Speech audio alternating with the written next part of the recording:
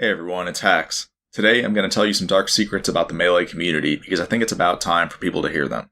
Unlike most of my videos, today's video is not going to be addressed toward just the Melee community, but rather the esports community as a whole.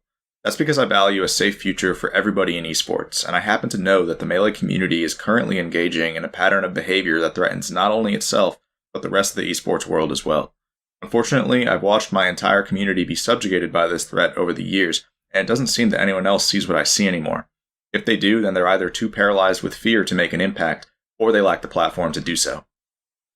At first, I didn't want to give the esports world the red pill on what was going on within the Melee community. I saw that people were living happily in ignorance, and I didn't want to change that. But it seems that every year that goes by, the situation only gets worse. What drew the line for me was when I saw that the filmmaker Samox recently announced that he'd be releasing an edited version of the metagame documentary, which is set to air this weekend. I'm eventually going to explain why it should actually be illegal for this documentary to air, and why the Melee community needs to wake up to what's going on. For those who don't know me, let me introduce myself and explain why you should trust this video. I've been in the Melee community for 16 years, having been a top player for many of those years. Throughout my career, I've proved myself to not only be a top player, but also a top influencer for the community. Although I only have a moderate following, I've helped the Melee scene make technological progress in at least 5 major ways. The most notable thing I've done is create an ergonomic controller called the Box, which thousands of Melee players now use in order to avoid injuring their hands and wrists. But I've also done several other things. In 2017, I advocated for in-game software mods that gave quality of life improvements to GameCube controller users. These were adopted later that year. Then, in 2019, I explained why Melee needed an anti-stalling rule called the ledge grab limit. This rule set change was approved shortly afterward as well. Later in 2019, I started hosting a weekly tournament series called Hacks' Nightclub, which showed people that it was viable to play Melee on LCD monitors. Through the use of the latest technology, my tournament series gave people a glimpse at what Melee might look like in the future. And finally, starting in 2020, I began making educational videos that taught people about intricate Melee mechanics. All my videos went into great detail about mechanics that people had never heard of before, and were fact-checked several times for accuracy. I recommend checking out those videos if you haven't already, because today's video will be somewhat similar. Something to know about all the innovations I just described is that they all went against the grain. These were all radical ideas at first, but I helped show that they were the right direction for the community to go in. Today's video will go against the grain as well. However, today's video will have to do with politics rather than technology. People may not realize this, but the Melee community's politics are in shambles right now. There's something unthinkably evil going on right in front of our eyes here within the Melee community, and I have the evidence to prove it. Today's video will be tough to stomach, but the longer people remain ignorant, the worse the situation will get, so we don't have a choice anymore. The most difficult part about this video will be accepting that the evil I'm referring to is being perpetrated by a community leader. There's a quote that goes, "The greater the crime perpetrated by the leadership, the less likely the people will ever believe their leader's capable of perpetrating such an event." That is, unfortunately, a Hitler quote, but it's one that's very applicable to the current situation. There's a community leader who has caused this community to be filled with hatred, corruption, and greed, which are all things that the Smash community once didn't have. These things have become so normalized that the current generation of players doesn't even seem to realize what's going on, and that things weren't this way before. People are genuinely clueless that darkness has been cast over the entire Smash community, but hopefully this video will change that. Before I go any further, let me be clear about the magnitude of this video. This video is the final line of defense against someone who will continue to threaten the well-being of the Smash community, as well as surrounding esports communities if he isn't stopped. The situation will endlessly get worse, to the point that it'll become comparable to a reign of terror within esports. I know this to be true based on 3 factors. The first one is psychology. I've studied psychology extensively in order to bring you this video, and I know exactly what type of cloth this person is cut from. I'll be explaining what constitutes a supremely evil person, as well as how to spot one. I'll also be going over proven strategies for manipulating people, especially large crowds of people, that have been used on several occasions. While it is bad that I'll be showing you how to manipulate people, it's worse for you not to know how the Smash community has repeatedly been manipulated. Finally, I'll be explaining how people with these personality traits view their so-called fans and supporters, and even some of the people who think that they're their friends. The next factor is history. I've been studying history so that I can show you that what is happening within the Smash community is one-to-one with what happened in societies that collapsed. We're setting ourselves up for a dystopia in more ways than people know, and an entire culture shift is going to be necessary to fix things. Finally, I'll piece everything together with classified information that nobody else has access to. Most importantly, you need to know the truth about Evidence.zip, which is a collection of documents that was put together 8 years ago. Evidence.zip is the red pill because it reveals an MO that hasn't changed, and has only evolved as time has gone on. The press has continuously lied to you about Evidence.zip, and so you'll need to drop everything you currently know about it. Evidence.zip will reveal that several events that have occurred in recent years were politically motivated in ways that the Smash community didn't realize, and that there was an agenda in motion the entire time. I'll also be backing everything up with my own personal experiences. I've been withholding a ton of information for this inevitable moment, and it's time to release all of it. Something I want to apologize in advance for is the fact that I'm going to betray several people's trust in me in order to bring you the full truth today. Private information must be leaked in order to tell the full story, and so I'm sorry to everyone who that affects. One last thing I want to go over is why I believe this is a groundbreaking video. This video is a case study for how a community can be uprooted without even realizing it. It will show how platforms such as Twitter, Twitch, and YouTube can be weaponized in the modern-day era of social media, and how laws should be implemented to ban certain strategies when it comes to these platforms. Similarly, this video will show how we as a society underestimate the impact of political and psychological crimes, and how we can't underestimate crimes that affect socioeconomics and people's mental health. It will also show how the esports universe provides the perfect platform for criminology. By constantly using the excuse that someone is a heel, they become able to exploit their community endlessly without ever being held accountable. All these things are injustices that call for reform. Most notably, this video calls for an entire community to undo its way of thinking. There's a cult of personality that needs to be broken up within the Smash community, and I have a feeling it will be after people find out what they become a part of. This is a story of political and psychological warfare that took place in front of your very eyes over the course of the past decade. As the only person in the entire world capable of telling you this story, I know that I have to, as it has the potential to change the timeline we live in. 2 years ago, Esam emerged as a whistleblower who stated that he was tired of Leffen shaping the discourse wherever he went within the Smash community, and having people blindly follow him as well. Esam's posts did incredibly well on Twitter and Reddit. They were clearly representative of something that lots of people had felt, but may not have had the platform or the courage to express. For those who don't know, Esam is an Ultimate player with about 150,000 followers nowadays, making him a notable influencer. Meanwhile, Leffen is a Melee player with about 300,000 followers, making him the current biggest influencer in the Smash community. Leffen's influence is the biggest when you consider not only his follower count, but also the credibility that's been assigned to him. It seems that whenever Leffen speaks, his opinions are regarded as factual, which is what led to Esam's frustrations. Unfortunately, Esam's feud with Leffen would eventually fizzle out. The two would become somewhat cordial with each other, and the concerns Esam raised would be forgotten. This is standard when you look at how a lot of feuds with Leffen go. One day someone will be beefing with Leffen, and then a few months later they'll be subjugated by him. This leads to awkward relationships with Leffen that feel very forced.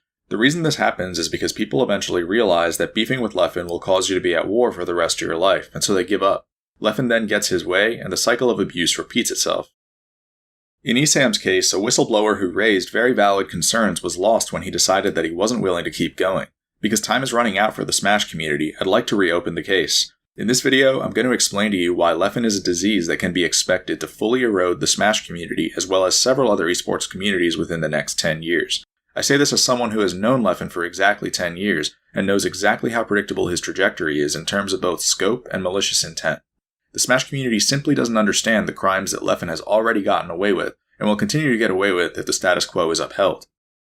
If you've read up on why Leffen was banned back in 2013, then it should be obvious that there's something fishy going on within the Smash community. When Armada issued Leffen's ban back then, he described Leffen as a chronic liar with no credibility whatsoever, and he encouraged people to always assume that Leffen is lying when he speaks badly of other people. Yet, 6 years later, and Leffen was able to terrorize the Ultimate community with opinions that people treated as factual. In the Melee community, there's a similarly strange disconnect. On one hand, there's the widespread belief that Leffen is a former villain who emerged as a hero, yet on the other hand, Leffen has clearly instilled fear into the current generation of players. This fear is entirely warranted when you consider that Leffen randomly attacks people with small follower counts, even going as far as to ignore their requests to be left alone. There seems to be no one truly safe from Leffen's wrath anymore, and so it makes sense for people to be on their toes.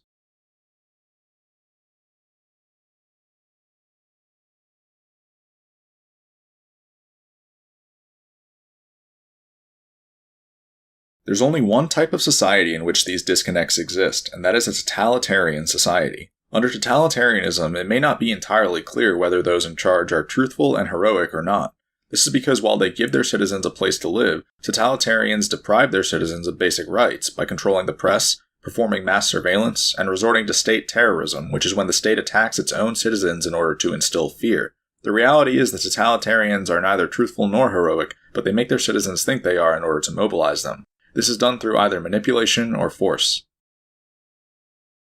What totalitarians will commonly do is craft false hero narratives through the vilification of others. They'll create a problem and then they'll solve it for you in order to create the illusion that they're heroic.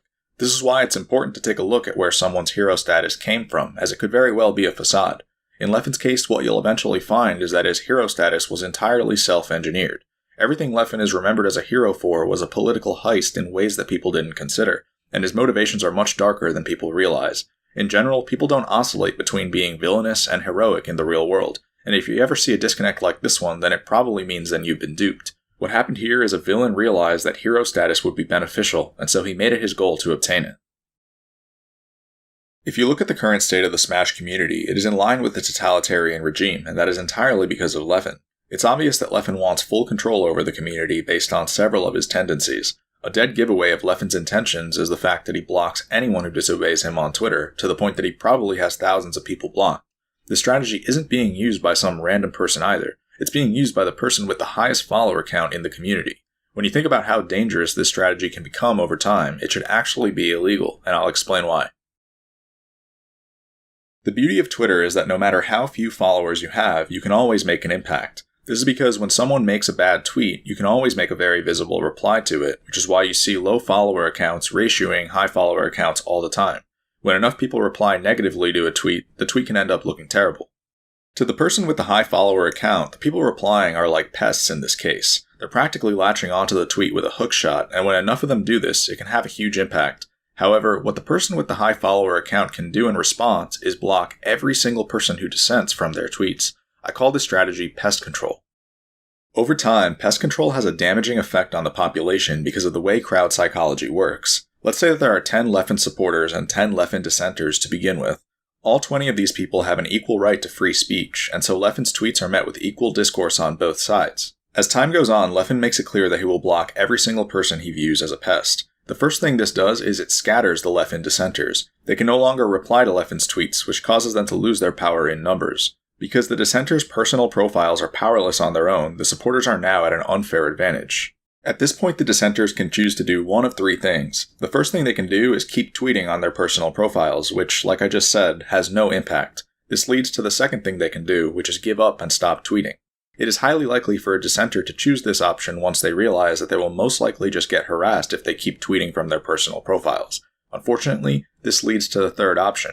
If a dissenter wants to remain involved in the conversation, then they only have one real option, and that is to turn to the dark side. By mutinying into a supporter, the dissenter is able to regain power in numbers and avoid social isolation. When you think about the effect pest control has on crowd psychology, it deserves to be illegal. It is a mass manipulation strategy that looks to encroach on people's free speech, and the only reason we didn't realize it earlier is because social media is still new to us. The reality is that by performing pest control, someone with a large following can filter out anyone who disagrees with them, and turn their social media account into a cult gathering. Pest control is nothing more than a censorship tool, and the fact that Leffen seems to have pioneered it speaks volumes. The next sign that Leffen wants control has to do with something called a preemptive defense. I'll eventually show you the article this excerpt comes from, but a preemptive defense is when someone goes out of their way to assure you that they're kind or trustworthy without any provocation from you whatsoever. Leffen happens to do this in his Twitch bio, where he states that he is honest to a fault. This is a preemptive defense that creates a false sense of trust between Leffen and his viewers, which he can then exploit. Another troubling statement in Leffen's bio is that he won't hesitate to ban trolls or idiots, which is nothing more than a delusion. In Leffen's mind, a troll or idiot is anyone who disagrees with him, which isn't normally what makes someone a troll or an idiot. The worst part is that Leffen even goes as far as to make the people he views as pests fill out unbanned forms if they want to return to his sanctuary. By forcing people to display obedience, Leffen is able to corrode the minds of the masses even further. These types of crowd psychology tactics have a dangerous effect over time, and are responsible for the disconnect I showed you earlier.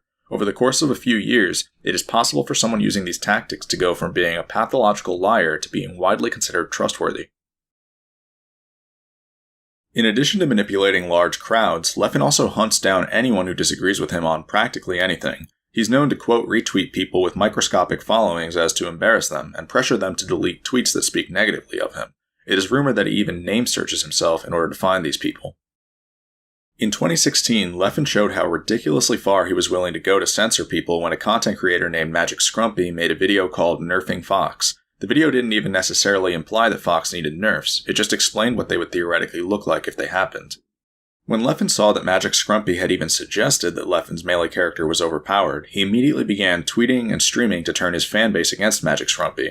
This led to long-lasting beef in which Leffen seemed to want to discredit Magic Scrumpy as a content creator entirely and push him out of the melee community. Yet another thing I've noticed about Leffen is his Discord screen name, which is 2 dashes. This gives him alphabetical priority over everyone else. In this private netplay server, for example, everyone uses their regular screen name, but Leffen uses a strategic one to make people aware that he's present. Similarly, if you've ever watched Summit's online melee events, then you've probably noticed that Leffen's always commentating from a TV screen that is front and center. It seems that no matter where you go these days, Leffen is always watching, and everybody knows it. He was right. Yeah, funny enough, yeah. I think the scariest thing was when I did the pivot forward smash, because I immediately thought, oh no, Leffen's doing commentary, he's gonna get mad at me. Finally, the premier Melee podcast is called the 6-4 Podcast, which is named after propaganda that Leffen has pushed onto the Melee community. He hosts this podcast alongside Mango and Zane, so you don't have much of a choice but to watch it if you want to hear what they have to say. There's something fishy going on in the Melee community, and no one wants to talk about it. When you consider how ridiculous the lengths to which Leffen has gone to control community rhetoric are, it truly feels like a surveillance program. All of this happened gradually, but surely enough, it happened. The fact that not many people noticed it happening shouldn't surprise you either, when you consider that it's standard for totalitarianism to creep up on you. As the author Pat Miller explained in the book Willfully Ignorant, the best way to take control over a people and control them utterly is to take a little of their freedom at a time, to erode rights by 1,000 tiny and almost imperceptible reductions. In this way, the people will not see those rights and freedoms being removed until past the point at which these changes cannot be reversed. This quote describes exactly what happened to the Melee community. Aside from controlled rhetoric and surveillance, the status quo of Melee is totalitarian in several other ways. The state terrorism I mentioned earlier serves a purpose, and that purpose is to instill fear in a population. As explained by an article titled The Manufacturing of Mass Psychosis, fear destabilizes a population and makes them easier to control. By instilling fear, the population is primed for the crime of menticide, which means the killing of the mind. The best way to do this is to use waves of terror, which is when periods of fear are staggered with periods of calm in order to keep people on their toes. The article also warns that never before in history has there existed such effective technology for mass manipulation. Nowadays, social media allows people to quickly censor the flow of unwanted information. The same people who instilled fear can then offer a return to normalcy through a never-ending stream of propaganda. However, this comes at the expense of people's freedom. Once you realize that all the strategies I just listed are emanating from the same person, it becomes clear that a handbook is being followed. Leffen's inevitable tendency to feud with people at random has given him a hostile aura that people tend to want to steer clear of. The same exact person then floods the community with censorship, propaganda, and surveillance that we've come to accept as the norm. This pattern of behavior has only ever meant one thing historically, and none of it is a coincidence. Leffen gives off so many red flags that he's attempting totalitarianism that they're almost too easy to find. For example, one of his very first social media bios expressed genetic superiority, which is often a sign of a cruel and dehumanizing leader. Another example is the fact that Leffen has no respect for authority. He has, in fact, looked to embarrass authority on several occasions, despite the fact that we wouldn't have a scene without them. Welcome. Thank you, but I'm not happy until every aspect of godhood is like torn away, and there's only one god, and that's me. When interviewed in 2015, Leffen made it clear that he was intent on becoming the one true god of Melee, and that he wouldn't be satisfied until every aspect of godhood was torn to shreds. This made for great entertainment at the time, and so people didn't stop to consider the real meaning behind it. The biggest red flag of all, however, is something that no one would have ever guessed. Many studies have shown that one's personality can accurately be inferred from their social media avatar. If you think about the process that goes into choosing an avatar, this is obviously true. People will often use avatars of anime characters that represent their inner beliefs, which is why I need to raise an issue with something. Why did Leffen used to use an avatar of Light Yagami from Death Note back in 2016? If you understand who Light Yagami is, then it makes all too much sense when you consider everything else that I've told you. Light is a brilliant high school student on the outside, but an infamous political criminal on the inside, whose goal is to become the god of the new world. He's able to remain undetected for many years by outwitting everyone in his way. Essentially, Death Note is the story of a totalitarian regime that ends up casting darkness over the entire planet. The story that's unraveling right before our very eyes is strikingly similar to Death Note. The Death Note is a book that can be used to issue death sentences simply by writing someone else's name down. Should this tool fall into the wrong hands, it would terrorize an entire society. The funny thing is, Leffen is basically trying to turn his phone into the Death Note. Through the use of modern technology and a good understanding of crowd psychology, it's actually possible to create a Death Note nowadays, and people need to be wary of that.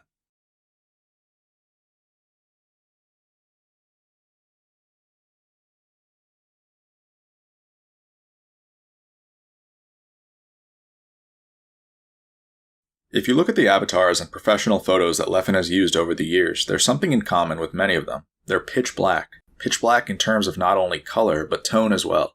He has used avatars of demonic characters and pictures of himself grinning deviously, facing away from the camera while wearing a long black trench coat, being covered in shadows, etc. The Smash community lets Leffen play this off as though it's a villain persona, but what they fail to realize is that this all started long before Leffen was anyone relevant in the scene.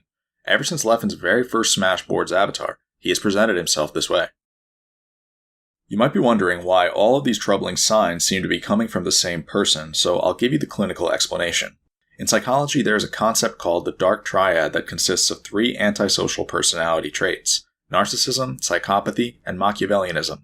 These traits are strictly malevolent and can be thought of as the very definition of evil itself. They are what compel people to commit crimes, and they're bound to result in social distress and severe problems for an organization, especially if the dark triad is given a leadership position. This is because dark triads are ruthless manipulators who will claw their way to the top at anyone's expense. They're also interpersonally skilled, which means that while they themselves are cold, dark triads are good at understanding other people's emotions and thought processes. The next thing to know is that Leffen is technically not a dark triad, but a dark tetrad.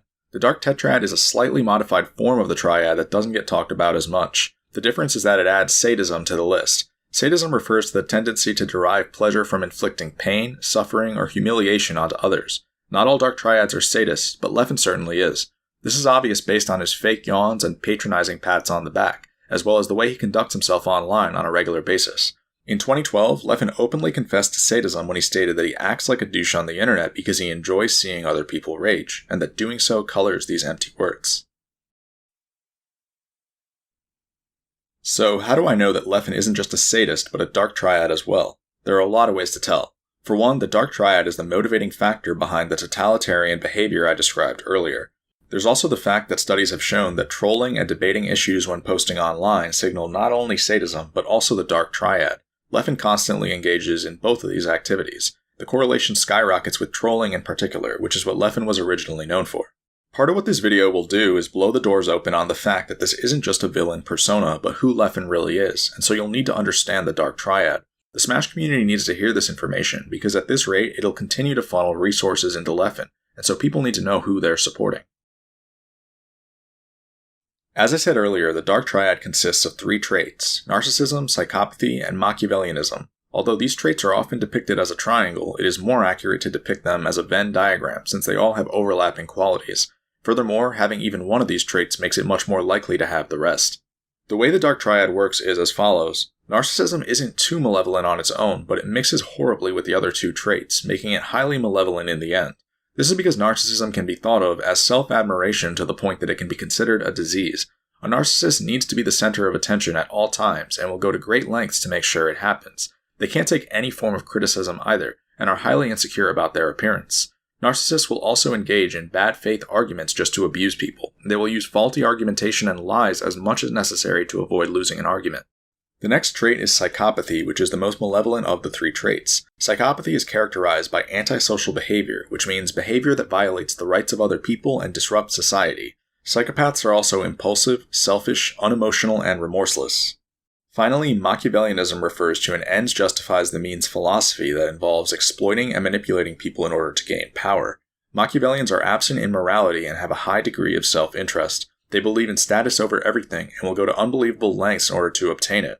Machiavellianism is the most important trait to keep in mind throughout this video because if you think about it, it's the only one that isn't visible. Everything else on this list is visible if you know what to look for, but you wouldn't know how someone like Leffen has exploited the Smash community in order to serve his own interests.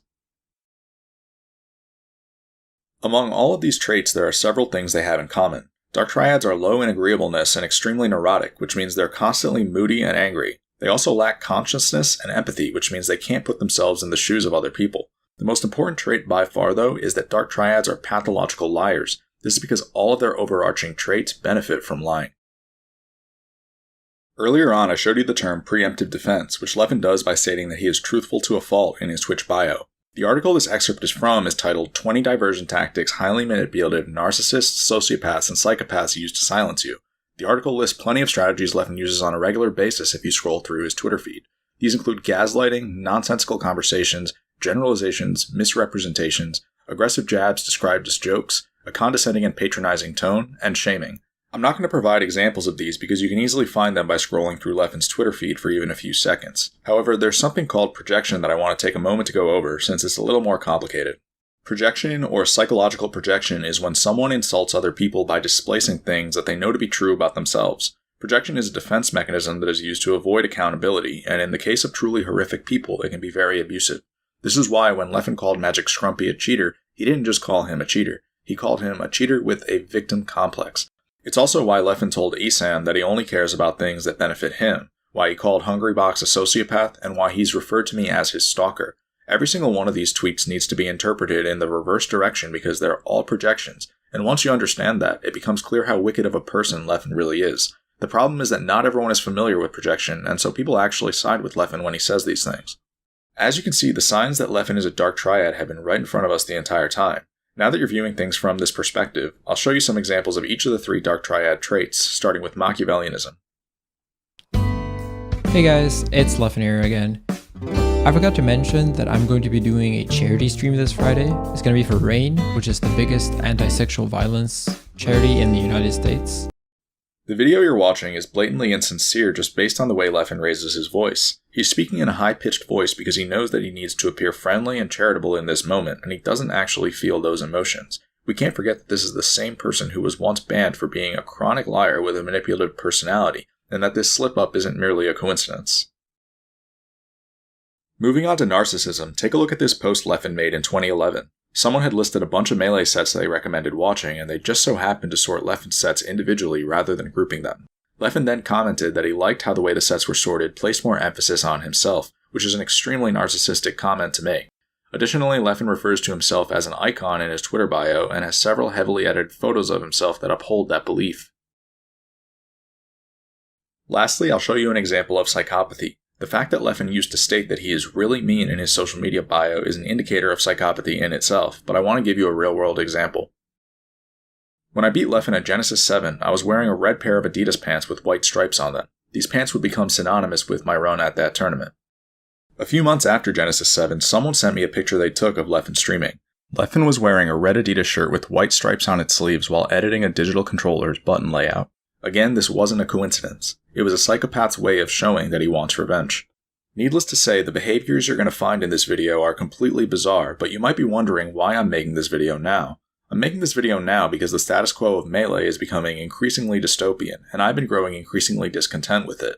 It seems that instead of opposing the Dark Triad, we've actually embraced it as part of our culture. When Leffen randomly attacks people from other gaming communities, for example, we watch and laugh. Then, our content creators turn it into the latest news. This leads to other communities telling us to take Leffen back to the shithole he came from. Even worse is the fact that we built a bot off of Leffen's AI and used it to broadcast his mindset to thousands of people. Once you realize why the people behind Deep Leffen Bot found Leffen's personality so fascinating, it's actually a lot more dystopian than it looks. Above all else, though, there was something that happened recently that drew the line for me, and it had to do with the filmmaker named Samox. For those who don't know, Samox is the director behind the original Smash Bros. Documentary that turned Melee into a major esport back in 2013. In 2020, Samox returned to us with a new documentary called Metagame, which covered the newer generation of Melee players. However, Metagame wasn't received nearly as well, largely due to what people viewed as Leffen's character assassination. Samox had chosen to show footage of Swedes who knew about Evidence.zip, and Leffen didn't like that. Even though Metagame didn't reveal too much about Evidence.zip, it was still the current generation's only glimpse at the truth, and Leffen made it clear that he wanted it taken down. At first, Leffen complimented the first few episodes of Metagame for how incredible they were, but when the episodes that talked about Evidence.zip aired the next day, everything changed. Leffen frantically began to tweet about Metagame every several minutes. His tweets suggested that Evidence.zip was a conspiracy, and that Metagame was a terrible documentary for assassinating his character. Leffen tweeted so frequently that he seemingly went insane. He just went on and on and on, and it felt like there was no end. The next terms I'm going to introduce are called narcissistic injury and narcissistic rage. Narcissistic injury occurs when a narcissist perceives something as a serious threat to their self-esteem.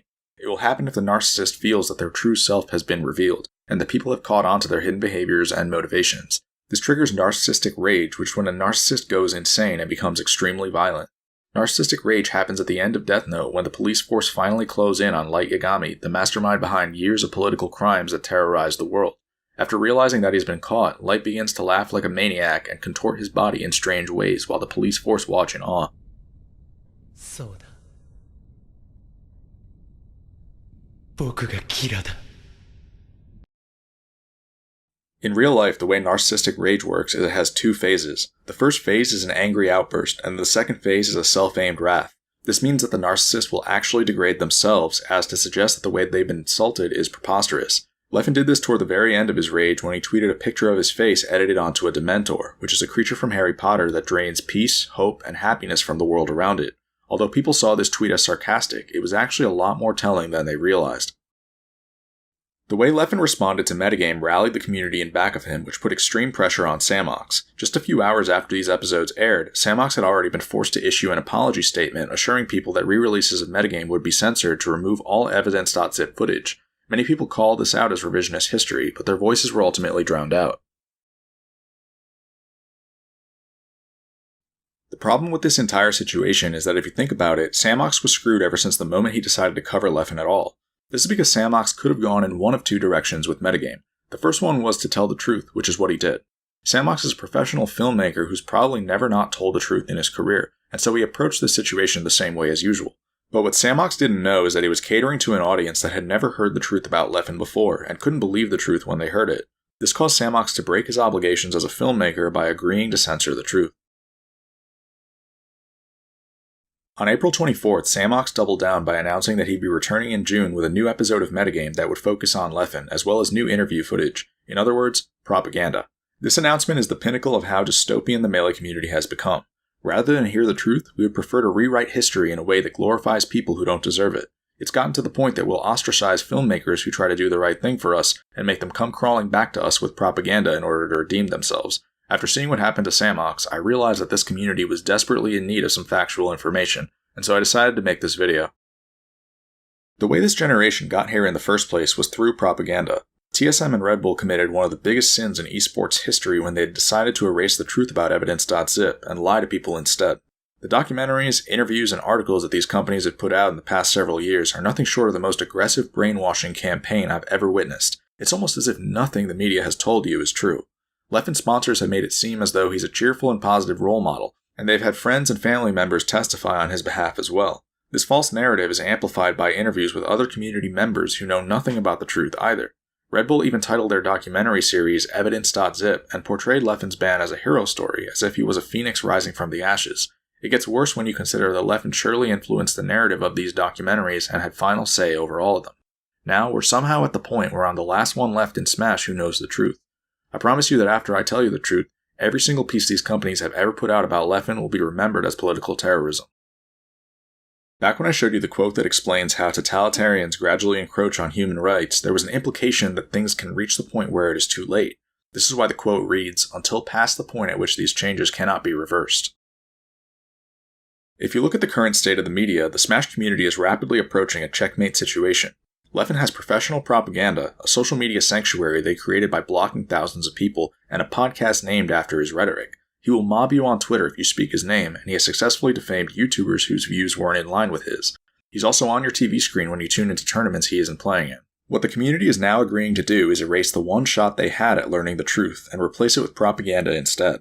The situation Samox has been forced into in order to appeal to this community is catastrophic, and goes to show how corroded we've become. Samox is a filmmaker who's been pressured to succumb to totalitarianism, but people don't realize that. People don't realize that they're witnessing the death of their free speech. Totalitarianism can be thought of as building a car. The goal is to create an empire in which everything is automated, but the hardest part is giving that empire 4 wheels and an engine. The empire needs things like a brainwashed population, means of instilling fear, loyalty, and the abolition of free press. From there, it can operate smoothly. There is no doubt that the abolition of free press is one of the most necessary steps toward these types of societies. The first thing people need to realize is that none of this is a drill. Leffen is attempting totalitarianism, and that's going to become clearer and clearer as this video goes on. The second thing people need to realize is that there is still time. Leffen may have conquered the press, but he can't undo the information I'll be giving you in this video. Once people find out what the Smash community has become, I'm hopeful that things will change. For now, I'll be listing totalitarianism as the first of many charges against Leffen.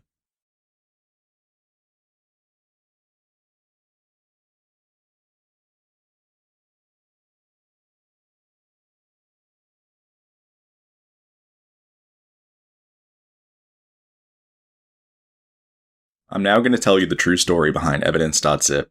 I'm violating multiple people's privacy by doing this, but there's no other choice. 10 years ago, I made a thread on Smash boards that advocated for a ledge grab limit being added to the Melee rule set. I knew this rule needed to be implemented for a lot of reasons, but at the time, people didn't realize that. I assured people that one day they'd realize that I wasn't kidding. The same day I made my thread, a user named Leffen went well out of his way to destroy it. Leffen and I didn't even know each other, but he came across as incredibly angry and determined to undermine my credibility. He insulted me many times and told me that I was a moron for thinking that camping the ledge is broken. 8 years later, Leffen would be begging tournament organizers to implement a ledge grab limit because of how broken camping the ledge is, according to his own words. Players like HBox and Mewtwo had shown that ledge camping needed to be banned by then, and so Leffen was now in agreement with what I'd been saying since 2011. Luckily for Leffen, I was working on a YouTube video about ledge camping around that same time. My video went in depth about why a ledge grab limit was needed, and would end up convincing the community that I was right all along. Leffen had no choice but to endorse my video at that point, but you can see how even then, he did so in a reluctant tone. The problem with today's situation is that when Leffen throws a narcissistic tantrum like the one he threw in 2011, thousands of people will actually listen to him. Back then, this wasn't as much of an issue, but it was still a huge one. As time went on, Leffen would destroy many of my threads even though I'd never done anything to him, and it began to intrude on my free speech pretty severely. In February 2012, I'd had enough, and so I condemned Leffen in a post that told him to never use my name again. I also let him know that he was a menace who would inevitably cause the community problems in the future. After I made my post, Leffen's harassment didn't just get worse, it turned into stalking. I couldn't really go anywhere on the boards without Leffen being there, and it began to affect me a lot as a teenager. Smashboards was the only form of social media back then, and so this reached the point of me not wanting to sign onto social media at all. By early 2013, things had gotten to the point where I knew that Leffen needed to be banned from the community, and so I reached out to Armada. What Armada told me in response caught me by surprise. Armada told me that there was already a team of Swedes working to ban Leffen, and that I was welcome to join them. This is how I became involved with Evidence.zip. When Armada declared Leffen's ban official on February 9, 2013, he published some but not all of Evidence.zip. This is because Evidence.zip consisted of two parts, public forum posts and private testimonies. What you're looking at is the folder that was originally distributed to the public, which contained the forum posts. I'm the one who compiled the document with Leffen's Smashboards forum posts, which is why some people think I created Evidence.zip. I didn't necessarily create Evidence.zip, because other than that, I was just another person who testified. However, it is true that I bridged the gap between Sweden and North America. The private testimonies within Evidence.zip were never released due to their private nature. I'm going to betray several of my friends by showing them to you, because the world needs to see them. Evidence.zip consisted of 3 Swedish players, 3 Swedish TOs, and 3 American players. One of the American players and all 3 of the Swedish players are what we'll call prospects. These were people who felt that Leffen had made it his goal to remove them from the Smash community. I just so happened to be the sole American prospect. Other than that, there were 5 more people who felt that what they witnessed was more than enough to warrant banning Leffen. Armada was one of those 5 people. There's also a 10th document titled Letter to Genesis 3 Staff that was written by the Swedes collectively. Genesis 3 was originally supposed to happen in summer 2013, hence the title of the letter. There's only one document I can't show you, and that is the 3rd Swedish Smasher's testimony. There are reasons I can't get into this testimony, so I'll be skipping it. Other than that, I'll be showing you excerpts from each of these testimonies.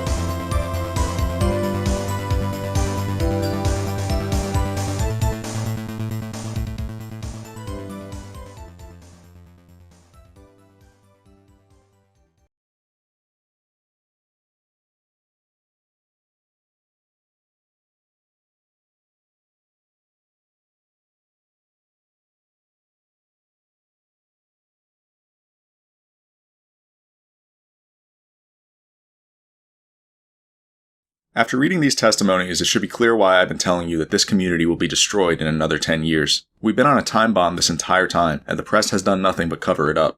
Several of the people who testified for Evidence.zip were able to predict that Leffen had the potential to fully erode the Smash community, even internationally, if he wasn't banned. That was 8 years ago. The fact that I can look at the state of Smash in 2021 and reasonably compare it to totalitarianism means that the prophecy has become all too real.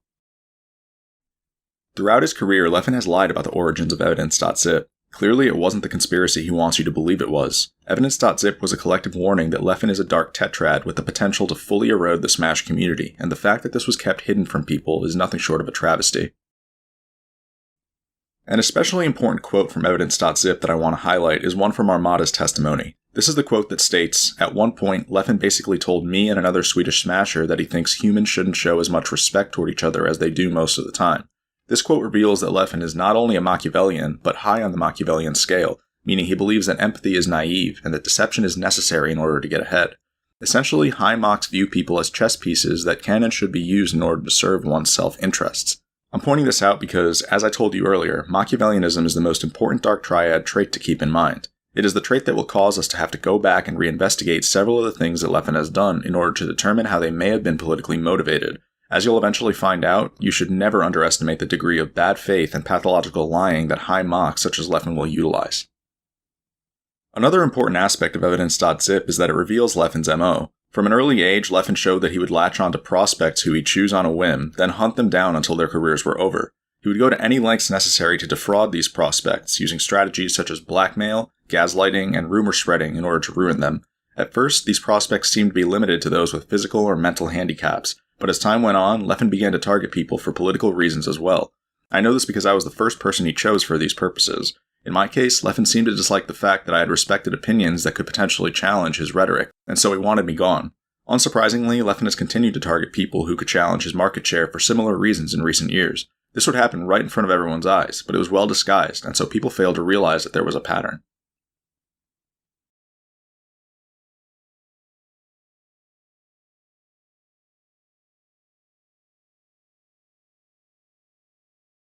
You should also know about what happened directly after Evidence.zip, because the press has lied to you about that too. Directly after Leffen was banned, he made it clear that Evidence.zip was a conspiracy and that he'd been wronged. He even said that he wanted to leave his past behind and cut ties with the Smash community. But on March 21st, 2013, Leffen had a change of heart. He suddenly decided that he was sorry for everything, and he confessed to several of the things that he had done, citing depression and anxiety as the motivating factors. The apology Leffen issued got covered by the Score Esports' documentary on him from 2018, which has 1.5 million views. It's the apology that people cite to this day, and the one that people believe is real. What the people who read Leffen's apology didn't know was that they had been manipulated. On the exact same day Leffen issued his apology to North America, he also issued statements on the Swedish forums that warned them that they had defied him. Last year I talked with one of the Swedes who testified for Evidence.zip about the fact that Leffen's apology was insincere. Although the Swedish forums are no longer accessible, he confirmed that Leffen's apology was fake. This is made even more obvious by an excerpt from the letter to Genesis 3 staff, which explains how Leffen initially responded to being banned over in Sweden. The excerpt explains that Leffen had condemned the Swedes to the point that he seemed to want to take revenge on them. The excerpt also warns the reader that Leffen is someone who will endlessly claim victim status in order to evade accountability, which is exactly what he did in his fake apology. 2 weeks after Leffen's fake apology, a tournament called Beast 3 was held in Sweden. Beast 3 was the first notable tournament that Leffen was banned from, and so the Swedes who'd been abused by him were looking forward to their first Leffen-free tournament. But what people don't know is that Leffen actually showed up to this tournament in person and tried to convince the TOs to let him in. Leffen didn't seem to understand that he was actually banned from Beast 3, and so the TOs had to physically deny him entry. Around this same time, I was emailing Mr. Wizard about banning Leffen from EVO 2013. I was transparent about the fact that this was a complicated case and that it wasn't going to be easy to convey why a ban was necessary. Unfortunately, the EVO staff would end up rejecting the case on the basis of no physical assault, which is exactly what I feared would happen. A few months later, I flew to Vegas for EVO 2013. The first night I got there, I dropped my bags off in my hotel room and went to the Rio Hotel, which was nearby. I went to the Rio because the World Series of Poker was taking place there that year, and I wanted to watch people participate in it. I ended up spending a couple of hours at the Rio before realizing that I needed to head back to my hotel room to grab my phone charger, at which point I called my friend Cody, who I was staying with. When I called Cody, I told him that I'd be heading back to the hotel to grab my charger. Cody then said to me, "Sure, but just so you know, Leffen's playing Melee in our hotel room." When Cody said that to me, it was one of the weirdest things I'd ever heard. A lot of people vaguely knew that Leffen and I had beef, but people didn't know that this was the same person I had just tried to ban from the tournament we were at. Of all the people who could have ended up in my hotel room, the fact that it was Leffen wasn't a coincidence. He wanted to cause some sort of disturbance, and he succeeded. When I got back to the hotel, I didn't actually enter my room. Instead, I had Cody hand me my phone charger at the door. Leffen sat inside of my hotel room while all of this happened. These are logs showing that I discussed the situation with Cody last year. Later that weekend, something similar happened. I had spent a lot of EVO 2013 with my childhood friend J-Man, who was approaching retirement from Melee around that time. What I noticed is that during certain parts of the weekend, Leffen would make efforts to befriend J-Man, which led to lots of awkward moments where I didn't want to approach J-Man because he was with Leffen. This exact strategy was described by one of the Swedes who testified for Evidence.zip, who stated that after he began avoiding Leffen, Leffen looked to finish him by taking his friends away from him, which caused issues in his social life. These types of interactions show the ridiculous lengths Leffen will go to torment people once they're on his hit list. As you can see, Leffen never actually expressed remorse for the actions that got him banned. In fact, he did the opposite. He made no efforts to change either, which should have been obvious based on the way he barked when he took games off of Armada at Beast 4 in 2014. The problem is that 8 years have passed since Evidence.zip, and Leffen now has the entire Smash community in his back pocket. Someone with a Dark Triad mentality is able to severely disrupt society when given this much power, and Leffen has done exactly that. However, people haven't been viewing things from this angle, and so they never saw any of it. As I said earlier, Leffen would eventually transition into a full-fledged political con artist. The goal of his cons can be summed up in one phrase: socioeconomic resource transfer. Leffen is a Machiavellian who will do anything to get ahead socioeconomically, which means he'll go to unthinkable lengths to acquire fame and fortune. Between these two things, fame is Leffen's priority. He wants people to be controlled and underneath him so that he can continue to broaden his influence. I'll be showing you how Leffen has exploited the Smash community many times in order to achieve this. Another term you should be familiar with is socioeconomic resource drain. This term is appropriate because it describes the fact that Leffen often targets people such as myself who he views as political adversaries. Leffen's goal here is to drain his adversaries socioeconomically in order to further secure his position. This is a standard strategy for achieving totalitarianism. In Nazi Germany, for example, Hitler purged a large group within the Nazi Party in 1934. He viewed the people within this group as potential threats to his ascent, and so he needed them gone. Surely enough, this scheme was instrumental in Hitler's rise. Finally, social parasite is the term we'll use to describe someone who resorts to either of these strategies. In Smash, or any community for that matter, it's an unspoken rule that your success shouldn't come at the expense of others. Social parasites like Leffen don't believe in this mentality, and so they'll gladly exploit their community and their fellow competitors in order to ascend. Unfortunately, this opens the door for all sorts of immoral ways of getting ahead that people wouldn't normally consider, which have largely contributed to where Leffen is today.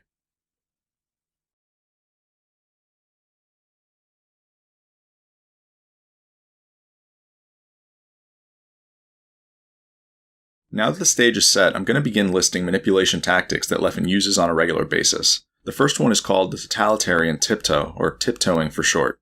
Tiptoeing is used to get large groups of people to agree to terms that they would normally reject. This is the term that describes Leffen's gradual encroachment of free speech that I talked about earlier. As the Pat Miller quote explained, the best way to take control over a people and control them utterly is to take a little of their freedom at a time, to erode rights by 1,000 tiny and almost imperceptible reductions. In this way, the people will not see those rights and freedoms being removed until past the point at which these changes cannot be reversed. The idea here is that the best way to erode people's rights is to do it gradually so that nothing happens abruptly enough to raise eyebrows. Over time, this can cause people to fail to realize that they've agreed to massively disadvantageous terms, such as the fact that Leffen is on the verge of reaching full censorship.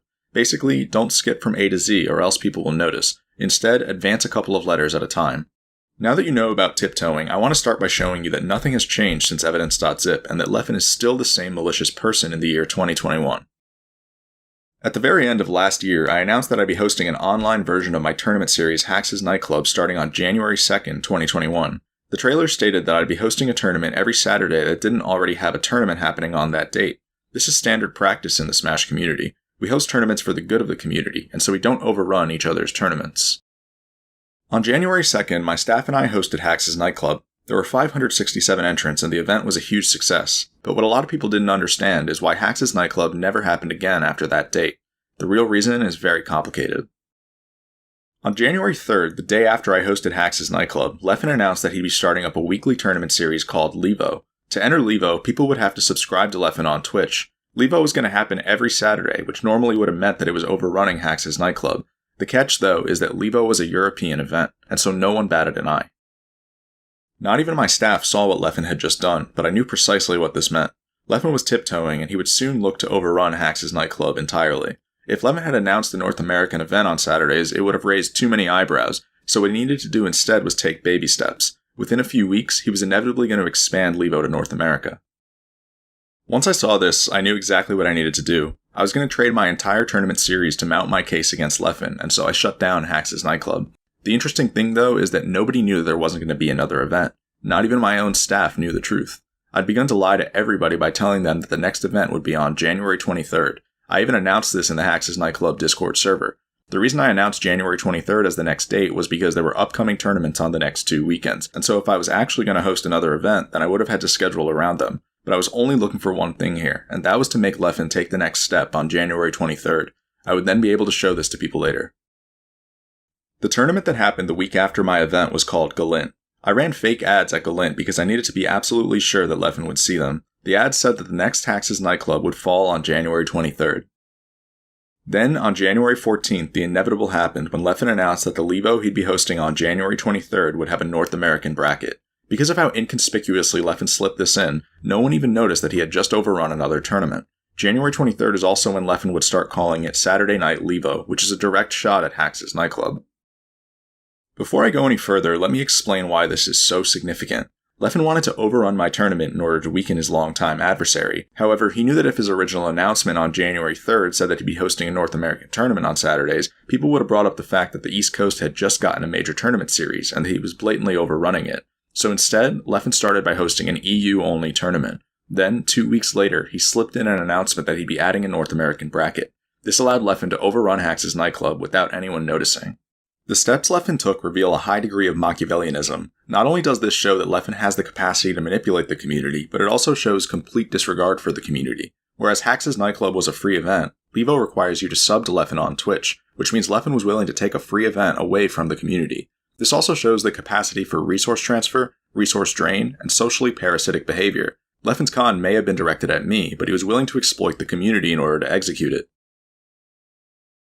One of the reasons I shut down Hax's nightclub completely was because I wanted to see how Leffen would lie to people afterward. This would end up happening a month later. On February 27th and 28th, there was going to be a major European event called The Upset. The Upset was being held by Poilon, a company that had recently gotten into Smash. The Upset singles bracket was going to take place on Sunday, February 28th, while Leffen would host Levo on Saturday the 27th. A few days before that weekend, Leffen's narcissism kicked into full gear. He started criticizing the Upset for starting its Sunday bracket at 11 a.m., as this would make it difficult for him to host Levo, then sleep, and enter the Upset the next day. He started to make lots of other criticisms as well. Things got to the point that the Upset's head TO had to step in and tell Leffen to stop shitting on his team's hard work, and that no one was forcing Leffen to enter the Upset. The TO also accused Leffen of overrunning his event, since it would have been common courtesy for Leffen to not host Levo at all that week so that the first day of the Upset could do better. Leffen then flat out lied to the TO's face by acting as though he cares about not conflicting with other events. We know that this is a lie because Leffen actually created Levo with the intention of overrunning Hax's nightclub. These types of cons can go a long way. Levo would go on to become the official qualifier for Summit's online events, whereas it's entirely possible that Hax's nightclub would have received this partnership if not for Levo overrunning it. Like I said though, I was willing to trade my tournament series so that I could show you this. The moment I saw Leffen's announcement on January 3rd, I knew that I had the opportunity to catch him in a string of lies.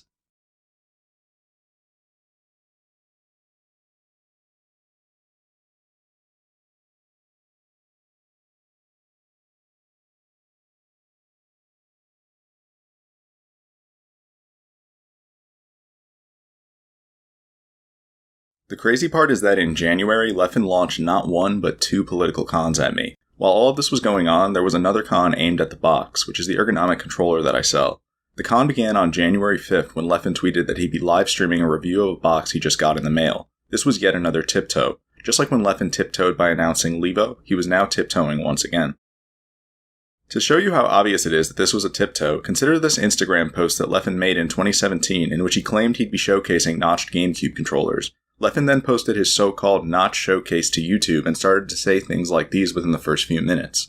Alright, so first off, one common thing that people say is like, oh, the fact that the box or the hitbox controller, so digital input, gives you perfect wave dashes isn't a big deal. You can just notch your controller to get perfect wave dashes. This even with notches, this literally never happens.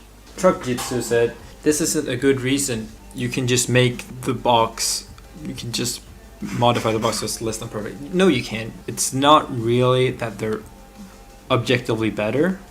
It's that it's 100% consistent. It's perfect. It's far more important to be 100% consistent than 100% perfect in Melee. And that's the inherent problem with having digital input. You play outside of the rules. Leffen's notch showcase wasn't even about notches. It was a video intended to convince you that the box needed to be banned. The only reason Leffen used a different title was to trick people into watching the video. This is why when you see Leffen claiming that he'll be reviewing the box 4 years later, he's obviously being deceptive here as well.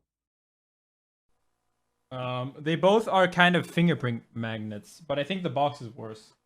For the hand position for this one, I actually feel like these buttons are like too high up, but I have never seen this many cuts on anything ever.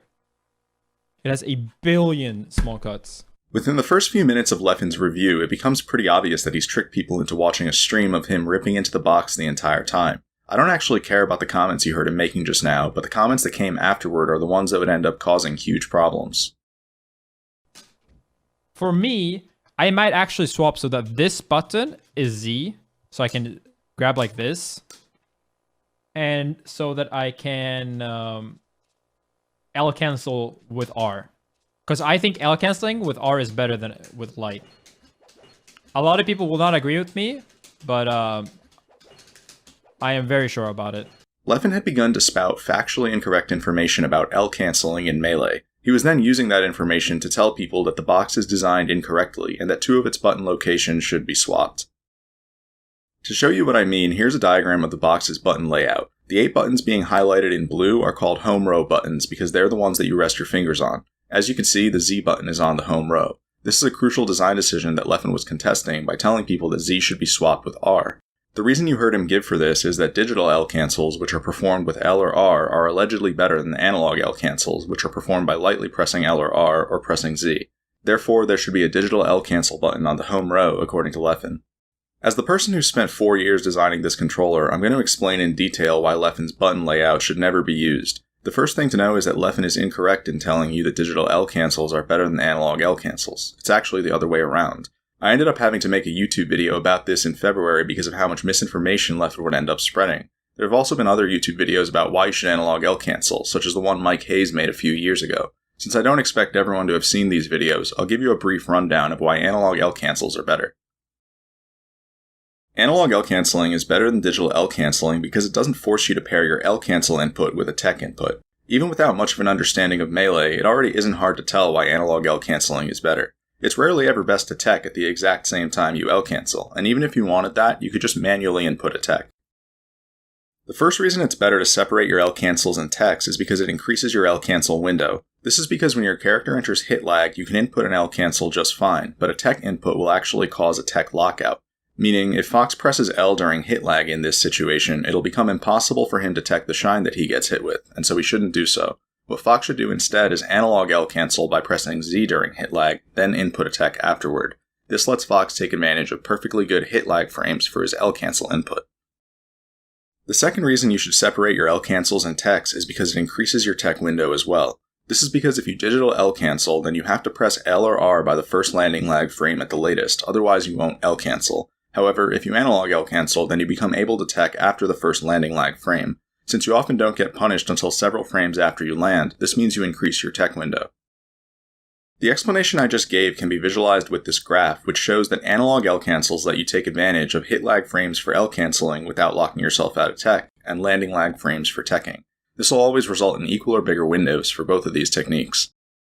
The reason this is significant is because Leffen had begun to tell people that his layout had the better L canceling method on its home row, which was false. The default layout has the better L canceling method.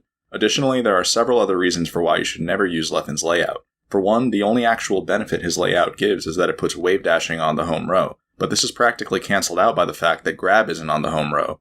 Then there's the fact that wave dashing out of light shield is unviable with Leffen's layout. This is because if you're holding the light shield button down with your ring finger on his layout, then you have to pick your ring finger back up in order to wave dash. I tested Leffen's layout a bunch and found that you lose about 5 frames whenever you do this, which isn't an option in a real match. Believe it or not, those aren't even the most egregious things about Leffen's layout. The worst thing about Leffen's layout is that it creates two unergonomic motions, which defeats the entire purpose of the box in the first place. The first one is analog L canceling, and the second one is jump cancelled shine followed by wave dash, which is a common motion for Fox and Falco. On the default layout, you can analog L cancel your aerials while keeping your wrist in one place, but on Leffen's layout, you have to quickly shift to the top row in order to analog L cancel, which will cause pain in the back of your wrist. Similarly, on the default layout, you can comfortably JC shine, then wave dash by pianoing to the left twice. But on Leffen's layout, you have to piano to the left, then to the right, which will irritate your ring finger. This will happen because the middle and ring fingers are the only fingers that don't have their own independent muscles, which is why it's difficult to move them without moving some of your other fingers. It's bad practice for a button layout to make these fingers work against each other when they need to work with each other on a biological level. When you compare the list of pros and cons each of these layouts provide, it becomes obvious that Leffen's layout should never be used. Telling people to use this layout is like telling them to uninstall System32 from their PC. It's something they should never do, unless they willingly want to use a defective product.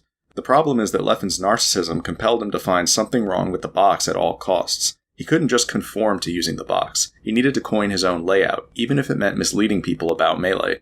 Leffen would end up doing this by insisting that digital L cancels are better than analog L cancels, as this would give him the angle that his layout has the better L canceling method on its home row. Over the course of the next few weeks, Leffen would display the willful and malicious intent to lie about this game mechanic. After Leffen began broadcasting on January 5th, the false claim he had made about L canceling quickly made its way to the box Discord server. A moderator named Haystack immediately pointed out that Leffen's L canceling argument was faulty because analog L cancels give you the choice over when to tech, which means they're always equal or better than digital L cancels. Haystack was correct. However, the belief that digital L cancels are better would begin to gain traction just because Leffen had said so. The first attempt to correct Leffen was made just a few minutes later. No one in Leffen's chat had contested what Leffen was saying despite it being wrong, so a box moderator named Slamist felt the need to intervene. He told Leffen that analog L cancels are better than digital L cancels. Take a look at what ended up happening to him. User Slamist. One timeout? Yes, sounds about right. Melee is not for the average person.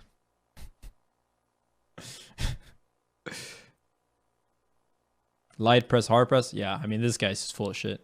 Leffen and Slamist ended up getting into an argument over the subject. Leffen then began roasting Slamist in front of over 1,000 people as to make an example out of anyone who questioned his word. Meanwhile, Leffen's chat laughed and continued to adopt false information.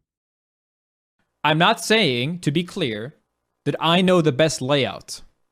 I'm saying that letting you rebind things is an objectively huge positive. You have to be an absolute fucking moron to try to say that not being able to remap is better because your overlord said so. But yeah, hard pressing with L cancel is in general better because it option select attack. Leffen would end up banning Slamist. Then Leffen began to refer to me as an evil overlord, which shows how personally invested he was in proving me wrong. The argument you just heard Leffen give about option selected techs is incorrect as well. At the time Leffen said this, he didn't know that you get locked out of tech if you press L or R during hit lag. Because of this mechanic, you're supposed to perform the option select he's referring to by analog L canceling during hit lag, then pressing L or R afterward to tech. 6 hours later, Leffen was still spreading the same misinformation. See the tech? That shows that this man is a wise man that uses hard press to L cancel. Probably means he's on a GameCube controller too. Since most of the box players seem to think that hard press is bad. This time, another box moderator named Altimore went into Leffen's chat to try to stop the bleeding. Altimore pointed out that what Leffen had just said didn't make sense, since you can always analog L cancel, then manually tech whenever you want to. You can always manually tech after with Z? Yeah, but it's unergonomic as fuck. Because you have to like press an extra button, and it's really fucking hard. Leffen was unwilling to forfeit the argument, and so he made the ridiculous claim that analog L canceling is worse because it makes you press an extra button to tech, which is unergonomic. Altimore quickly pointed out that this didn't make sense either, as you can easily just press the L button. Altimore added that Leffen's layout is in fact the unergonomic one, as it forces you to shift your wrist between rows in order to analog L cancel. Altimore then explained to Leffen that a big part of the reason digital L cancels are worse is because if you input them during hit lag, you'll get locked out of tech. Like if you do an air and it's 5 frame hit lag and you press L there, and then you can tech 5 frames after the L cancel, it doesn't give you a tech. Leffen had to ask Altimore for clarification about why this tech lockout occurs. Altimore then clarified that when you input a tech during hit lag, the game interprets it as you inputting a tech multiple times, which causes a lockout. Take a look at how Leffen responded. Why would that not give you a tech though? If you're saying that you can't get a tech if you mash,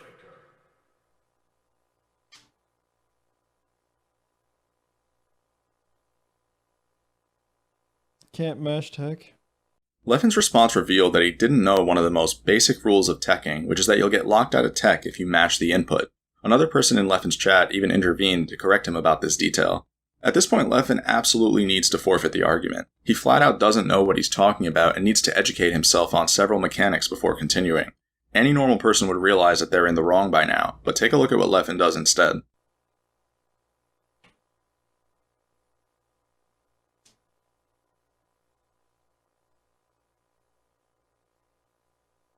But yeah, exactly. But that means you're landing the move. I don't get it. Yeah, thinking more to it, that means you're landing the move, dude. Leffen takes 10 seconds to come up with his next faulty argument, which is that being locked out of tech doesn't matter because if your attack connects, that means you're safe anyway. This is a false statement because there are tons of situations in Melee where the attacker is framed negative. If Fox nairs another Fox who ASDIs down, for example, then the first Fox will get shined. Similarly, if Fox drills another Fox who's in shield, then the first Fox will get shined out of shield. In both of these situations, the attacker should extend their tech window by analog L canceling. Altimore and Leffen would end up going in circles for the rest of the night. Eventually, Altimore gave up on trying to get Leffen to stop misinforming people. Then, the next day, Leffen continued to broadcast the idea that digital L cancels are better. So that's the left layout. Also, it makes L canceling with hard press a lot easier, which I think is clearly optimal. Leffen was refusing to face the facts just so he could coin his own button layout, and it was taking its toll.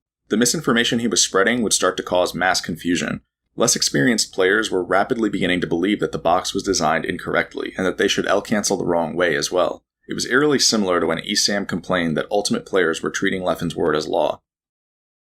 A week later, another moderator named Otak began to take serious issue with what Leffen was doing. Otak said it was weird for a player as good as Leffen to use such a bad button layout, and that he was actively misleading box users into thinking that there was something wrong with their product. Otak added that it was even worse that Leffen was misinforming people about L-canceling, as this would damage the entire Melee player base. On January 18th, Leffen started to take his fraudulent rhetoric to Twitter. He posted a Twitch clip which explicitly stated that digital L-cancels are better than analog L-cancels in its title for all 300,000 of his followers to see. By this point, Leffen had also implemented chat commands to ramp up the rate at which people would be misinformed. It seemed that the more we tried to educate Leffen, the more he saw that we were growing frustrated, and so he retaliated with even more lies. At this point, Otak had seen enough, and so he confronted Leffen in a separate Discord server about the misinformation he'd been spreading. This would mark the third attempt to get Leffen to stop lying. Just like with Altimore, Otak's conversation with Leffen went nowhere. Leffen would insult Otak multiple times and make generalizations that kept things going in circles endlessly. After Leffen continued to refuse to see Otak's points, Otak gave up on trying to talk to him, and ended the conversation by saying that there's no world in which digital L-cancels should be viewed as a silver bullet solution. In Otak's own words, a much more reasonable stance would be to analog L-cancel, then consciously choose when to tech. These words, unfortunately, never made their way through to Leffen. Leffen's rhetoric would end up causing an indescribable amount of damage over the course of January. I would estimate that hundreds of Melee players began to L-cancel incorrectly and believe that the box was designed incorrectly during this time period. After working on the box for 4 years, witnessing this happen to my community was incredibly disheartening. At first, I would give descriptive responses to customers who asked questions about what Leffen was saying, but as time went on, I began to lose my tolerance, and it showed in my responses. On January 1st, a customer named Treelock said that he was trying out the R and Z swap because it had been recommended by not only Leffen, but another Swedish player named Pipsqueak as well. I responded by saying that Pipsqueak is Leffen's bitch, as to imply that Pipsqueak would simply parrot anything that Leffen said, and that it didn't make the R and Z swap any better. Pipsqueak then cherry-picked this statement and took it to Twitter on February 4th, which made me look like a bad person for saying this about him. His tweet provided no context, but it began to get decent traction. I had now somehow managed to find myself in a bad PR situation because of Leffen's lies. When I saw Pipsqueak's tweet, I responded with a tweet that I've since deleted. The tweet read, frauds like you and Leffen are actively damaging the box community by advising people to swap the locations of R and Z. If you're going to advise people to use a bad button layout, then you've got blood on your hands. Deal with it. I'm sure people still remember this tweet because it gets referenced to this day. No, my tweet wasn't polite whatsoever, but that's because my company had been getting defrauded for the past month by a pathological liar. Unfortunately, Twitter didn't see things this way, and so I ended up getting ripped on for several weeks. Pipsqueak would make follow-up tweets suggesting that people should stop listening to me, and other people made tweets that joked about how much I had taken offense to a button swap. Yet as I've shown you, swapping certain button locations can completely destroy the box, and I was simply trying to protect my customer base. After I deleted my tweet on February 4th, I issued an apology statement in which I said that I'd acted unprofessionally. My apology was insincere and was only meant to perform damage control. I'd done absolutely nothing wrong, and I shouldn't have ever been in this situation. I consider my apology very similar to Samox's statement from December in which he apologized for telling you the truth about Evidence.zip. We're at the point where companies and filmmakers can find themselves in bad PR situations if they don't conform to Leffen's lies. It's incredibly dystopian, but it's also the reality. After seeing me end up in a bad PR situation, Otak actually quit the Melee community that same night. I later asked him if he was really done, and he confirmed that he was, because according to him, Leffen had ruined the community. Otak compared Leffen to Trump in the sense that they both cultivate ignorance in their audiences and plan out everything politically in ways that people don't see. Even after February 4th, Leffen would continue to spread his rhetoric, but now Leffen wasn't just going after L-canceling. He was completing the con by going after the box's layout. But I was thinking that, like, you know, for the layout stuff, like for the box layout, it's actually crazy how much better my layout is. The more I play and the more I think about things, the more I realize, like, how bad the default one is. Remember when I said that if Leffen were to throw a narcissistic tantrum like this one nowadays, it would cause serious problems? Now you know that I wasn't kidding. Leffen chose to set up his stream every day and knowingly lie about game mechanics in a way that would damage my company's customer base and PR. I even ended up having to make a YouTube video to debunk the lies he was spreading, but it's not like my video undid nearly all of the damage. After I made my video, Axe contacted me in private to thank me for making it. He said that he didn't know why so many people had been L-canceling the wrong way lately, so I told him it was because Leffen had been lying to people. He lied to people day after day after day, and abused the fact that a lie told often enough becomes the truth.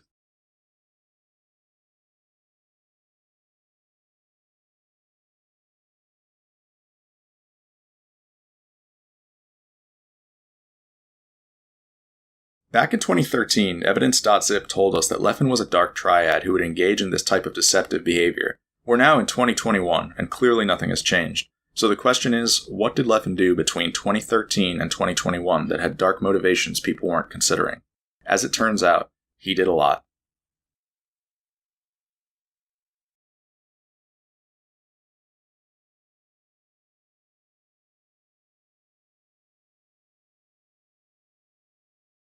In my opinion, Leffen's political cons began in 2017, and they all started with when I needed to legalize the box controller I'd been designing. The box has gone on to help thousands of Melee players in need of an ergonomic controller, and so thousands of careers were on the line back when its legality was being decided. But Leffen didn't care about that. He wanted me gone, and so he was going to get the box banned at any cost. On January 19, 2017, I announced to the Melee community that I'd be returning on a controller called the Box. I had just spent a few years away from the game due to hand and wrist injuries, and people were happy to see that I'd not only be coming back, but helping out other Melee players in need as well. Then, the exact same day I made my announcement, Leffen hosted a stream in which he made the following comments. There's absolutely nothing. There's no proof or even anecdotal evidence that Smashbox is better for your hands. I feel like there's a real concern that other top players could develop severe hand issues as well. Well, his was like, it feels like it's genetic. He has like arthritis and stuff like that. And Hax's was honestly his own. Like, yes, I do worry that other people get hand issues, but I also think that it's 95% at least their own fault, and then like 5% the GameCube controller or whatever. Everything you just heard Leffen say is false. You just heard him say that there's no proof that keyboard controllers are more ergonomic than GameCube controllers, which everyone knows is untrue. He also lied about my hand injuries by claiming that I have genetic arthritis, which I don't. I have osteoarthritis, which is from wear and tear. The fact that Leffen felt the need to make these lies on the exact day of my announcement made it obvious what was to come. 2 months later, I would encounter Leffen at Summit 4, which took place between March 2nd and 5th, 2017. When I first got to the venue, I saw SFAT, PewPew, Ice, and Leffen playing teams, so I said hi to all of them. Then, within 5 minutes of my arrival, Leffen got up and asked me to speak with him about the box, so I obliged. Him and I then went into a different room. My conversation with Leffen would end up being an interrogation in which he tried to get me to commit to certain lines of logic about how the box would be legalized. Leffen kept asking me questions about GameCube controller mods and in-game mechanics that the box's legality might affect. A week after I got home from Summit, Leffen began to flood Twitter with misrepresentations of everything I had told him. He even spread these misrepresentations to TOs such as Jabali and Mr. Wizard to try to reach a ban verdict as quickly as possible. When people asked Leffen what I thought about his tweets, he would clarify that I was in agreement with him, which wasn't true. And so I told Leffen that he was acting maliciously by putting words in my mouth. This was when things got even weirder. Leffen clarified that he had no malicious intent, but that he had made contact with the engineer who I was working with at the time. To be clear, Leffen lives in Sweden, and my engineer lives an hour away from me in New Jersey. When I saw Leffen's tweet, I realized that he had formed a strategic friendship, as he usually does. I didn't think too much of it at the time, but it would end up coming into play later. A week later, Leffen began to flood YouTube with anti-box propaganda. The first video he made was released on March 21st, 2017. It was only a minute long, and it was called Box Controller Exposed. The video focused on a mechanic called 1.0 Cardinal, which is a mechanic in Melee that causes your analog stick value to increase by about 1% if you can pinpoint the final value along the cardinal. This improves things such as dash speed and DI by about 1%. Since the box is a digital controller, it can pinpoint this value every time, whereas GameCube controllers may struggle to do so. That being said, 1.0 Cardinal is a touchy subject, and it's easy to misconstrue certain things about it through the use of crafty language. It also affects up or down. This also affects airspeed. It also affects even the smash DI and normal DI. So you can literally DI further on a keyboard or a digital input.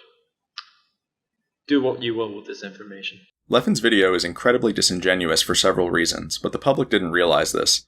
For one, the fact that Leffen's video is only a minute long and ends with "do what you will with this information" means it isn't intended to educate people, but to spread fear. There are several arguments Leffen's video doesn't mention, such as the fact that 1.0 is a microscopic advantage that would never warrant banning a controller. Then there's the fact that some GameCube controllers are way better than others at pinpointing 1.0 due to hardware differences, yet those controllers aren't banned. There's also the fact that 1.0 should be fixed on UCF, at which point it isn't even a discussion anymore.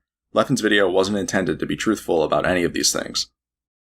The very next day, Leffen followed up with another video called Digital Input DI Meta Incoming. What Leffen shows in this video is that if Peach upthrows Fox and he DIs away with 1.0, he will escape her down smash, which he can't do with the value before that. But what Leffen doesn't show you is that this is only true at exactly 0%. Starting at 1%, the value before 1.0 is enough to get Fox out of this combo. Another thing Leffen doesn't show you is that even when Peach upthrows Fox at 0%, she still needs a frame-perfect down smash input in order to hit Fox on the frame before he lands. If Peach is even a frame late, then her down smash will miss. This means that what Leffen shows in his video is practically irrelevant because it needs not one, but two very precise conditionals. Releasing these types of deceptive videos when my career was on the line wasn't a joke, but Leffen's intention wasn't to be honest. It was identical to when you saw him lie about L-canceling for political purposes earlier this year. 2 days later, a tournament called Royal Flush announced that I'd be competing at their upcoming event. Royal Flush had invited me to play on the box, and so I accepted. However, within 2 hours of Royal Flush announcing that I'd be in attendance, Leffen hounded the TOs about redoing their controller rule set. This caused Royal Flush to rescind their invite. When Royal Flush rescinded their invite, I didn't care too much, as my engineer and I were mostly focused on a separate project at the time. Our separate project was called the Arduino. This was an electrical mod that gave the GameCube controller improved capabilities such as dashback, shield drop, and 1.0. While it isn't talked about too much anymore, the Arduino is largely what paved the way for UCF. Even though I was banned from competing in Royal Flush, I was still going to go so that I could see people demo the Arduino for the first time. What I didn't know is that while I was working on the Arduino, Leffen had secretly been making arrangements with my engineer for an Arduino to be given to him at Royal Flush. My engineer had never told me this because he had no idea that Leffen was malicious. However, when I met up with my engineer at Royal Flush, he revealed to me that he'd be giving an Arduino to Leffen later that weekend. Once my engineer told me this, I literally began to shake him by his shoulders. He refused to believe me that we were being sabotaged. I still remember my engineer saying, "I'm sure he just wants to try it out," as if Leffen was just another customer. I had to make it clear to my engineer that he didn't know who the fuck he was dealing with. I then forced him to give me the Arduino back. The strategy Leffen employed here is called triangulation, also known as divide and conquer. This is a manipulation tactic that works by infiltrating a social circle as a third party who disrupts communications. Triangulation can be used to engineer rivalry between people or create confusion, which is what you just saw. We've already seen Leffen triangulate multiple times throughout this video, but this was probably his most strategic one yet, as it brought him close to seizing a device that played a role in legalizing the box. Later that day at Royal Flush, I found myself sitting next to Leffen in the Friendlies room. Armada, Mike Hayes, and Captain Smuckers were there as well. Between everything Leffen was doing, I had begun to reach my limits. I confronted Leffen about the fact that he'd been pumping out propaganda on YouTube, but the moment I did this, he started screaming belligerently to muffle my voice. Leffen then ripped his controller out of the setup he was playing at and started to walk toward the exit door as to avoid having the conversation with me. This got me heated since it showed that Leffen's only goal was to spread lies on social media, and so I screamed back at him to let him know that I knew exactly what he was doing. Leffen later retold this story as though I'd screamed at him for no reason, which has tricked people into thinking that I'm harassive toward Leffen. The same exact day, Leffen had the audacity to come back into the Friendlies room to ask me if he could have the Arduino. He'd found out that I'd taken it away from my engineer, and so he approached me with a smile and a polite voice. When Leffen did this, I told him to fuck off. Leffen then said, verbatim, that Arduino was supposed to be mine. I told him to fuck off again. As Leffen angrily left the Friendlies room, I noticed that he had his phone out. I already knew what this meant, so I followed him out of the Friendlies room and into the hallway. I started to tell Leffen that I would have given him the Arduino if he had good intentions, but he didn't. He was still the same person he was back during Evidence.zip. The entire time I tried to talk to Leffen, he kept his face buried in his phone. He didn't even turn his head to look at me. He then began pacing away from me as he typed something. At first, I tried to keep up with Leffen, but he eventually began pacing so fast that I wasn't going to bother anymore. After I let Leffen get away, I checked his Twitter account, and surely enough, I found a tweet that suggested that I'd done something wrong by not giving him the Arduino. Leffen had typed that tweet out right in front of my face as I tried to get his attention. Later that week, Leffen would also host streams that talked about how I hadn't given him an Arduino that was supposed to be his. This caused my engineer to realize that I was right about Leffen all along.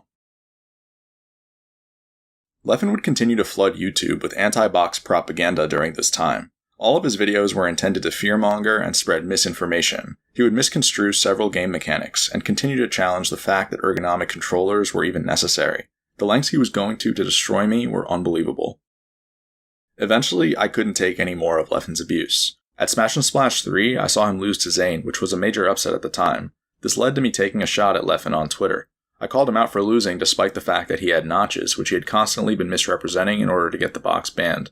At first, Leffen didn't respond to my tweet for a while, but later that night, he blew things insanely out of proportion. Leffen posted logs of a private conversation I had with him in 2016 in which I came to him with a confession. I'd been suffering from PTSD for 3 years at the time, and I needed help. This PTSD resulted from the chronic harassment and stalking I'd been subject to in 2011 and 2012, and it had been causing me severe insomnia.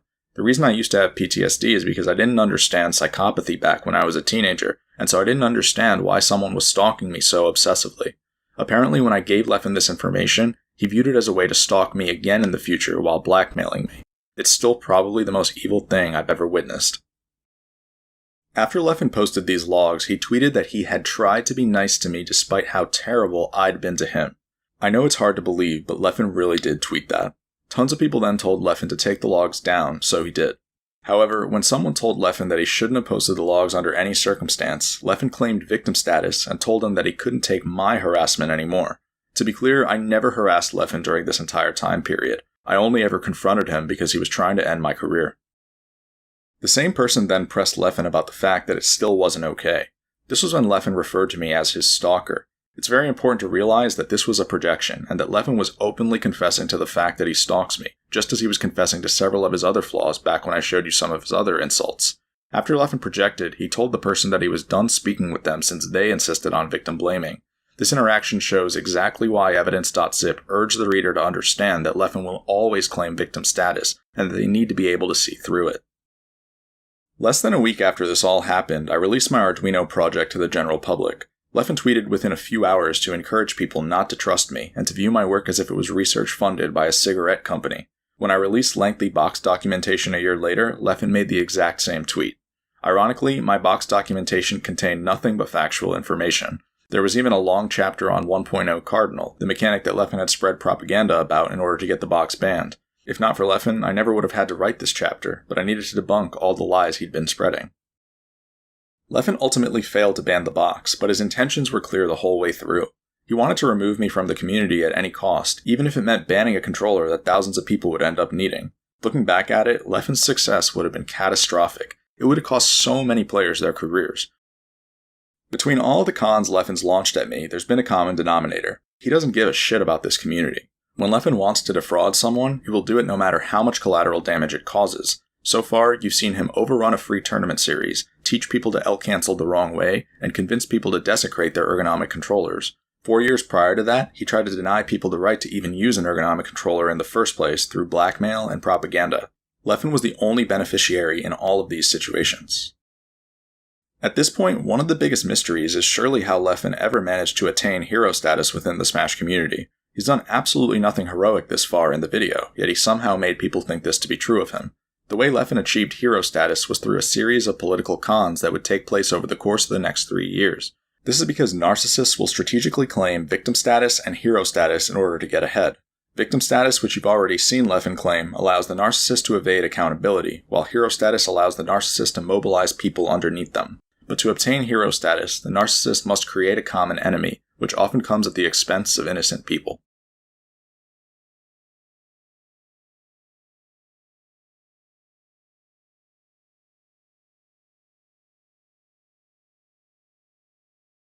Leffen's usage of the common enemy strategy began in 2017 when he realized how good of a target Hungrybox was. HBox's popularity had started to dip after the Big House 7 because of how much he'd been winning at the time, which made him vulnerable. Leffen had been knocked out of this tournament by HBox, but you could tell from his post-game interview that he had nothing but good things to say about him. Lacked focus, and in those moments, I just died every time, especially against Hungrybox. I played well overall, but then during edge cards and like when he just approached me with Pound, I would just like let up for a second, and then he destroys you. He's really amazing at like noticing your weak points and just instantly killing you for it. Yeah, he's like real. Dude's reactions are crazy. Yeah. It's like there was one moment you just like did like a spot dodge. People still seem to think that the Leffen HBox beef was just some run-of-the-mill beef, but there was so much more to it than that. The Leffen HBox beef was a calculated attempt to end HBox's career that took place right in front of everybody's eyes. It would also cause extreme damage to the community, as Leffen's cons usually do. I was able to recognize that all of this would happen from the start, having been on Leffen's hit list for years. The problem was that nobody else did. What you need to know is that high mocks like Leffen are opportunists who recognize that the right circumstances need to be there before they can pounce on someone. You saw this earlier when Leffen pounced on the box's legality after years of lying in wait. As for the Leffen HBox beef, what happened here was Leffen decided that if he couldn't beat HBox, then a viable way to dispose of him was to destroy his reputation and push him out of the community. Most people would never consider such an immoral strategy, but the Machiavellian viewpoint is different. HBox's dip in popularity would allow Leffen to inflict serious mental damage by convincing people that he was the enemy. This would also heroize Leffen in addition to increasing his market share. From Leffen's perspective, it was arguably better than doing things the normal way. Because I had just had my controller's legality conned by Leffen for an entire year, I knew exactly why HBox was being targeted at this juncture. Like I said, the first reason was his dip in popularity. Leffen is an opportunist who knows that the right circumstances need to be there, which they were. The second reason was envy. Just as Leffen never liked me because of the fact that I had respected Melee opinions, he couldn't stand the fact that HBox was in his way. And lastly, the third reason was blackmail. Leffen had been blackmailing people ever since the days of Evidence.zip, and we all saw how he blackmailed me during the box legality process. In this case, Leffen's blackmail was the little-known fact that HBox had cheated on his girlfriend. Everyone would find out about this a few years later, but at the time, not too many people knew about it, and we can assume HBox would have preferred to keep things that way.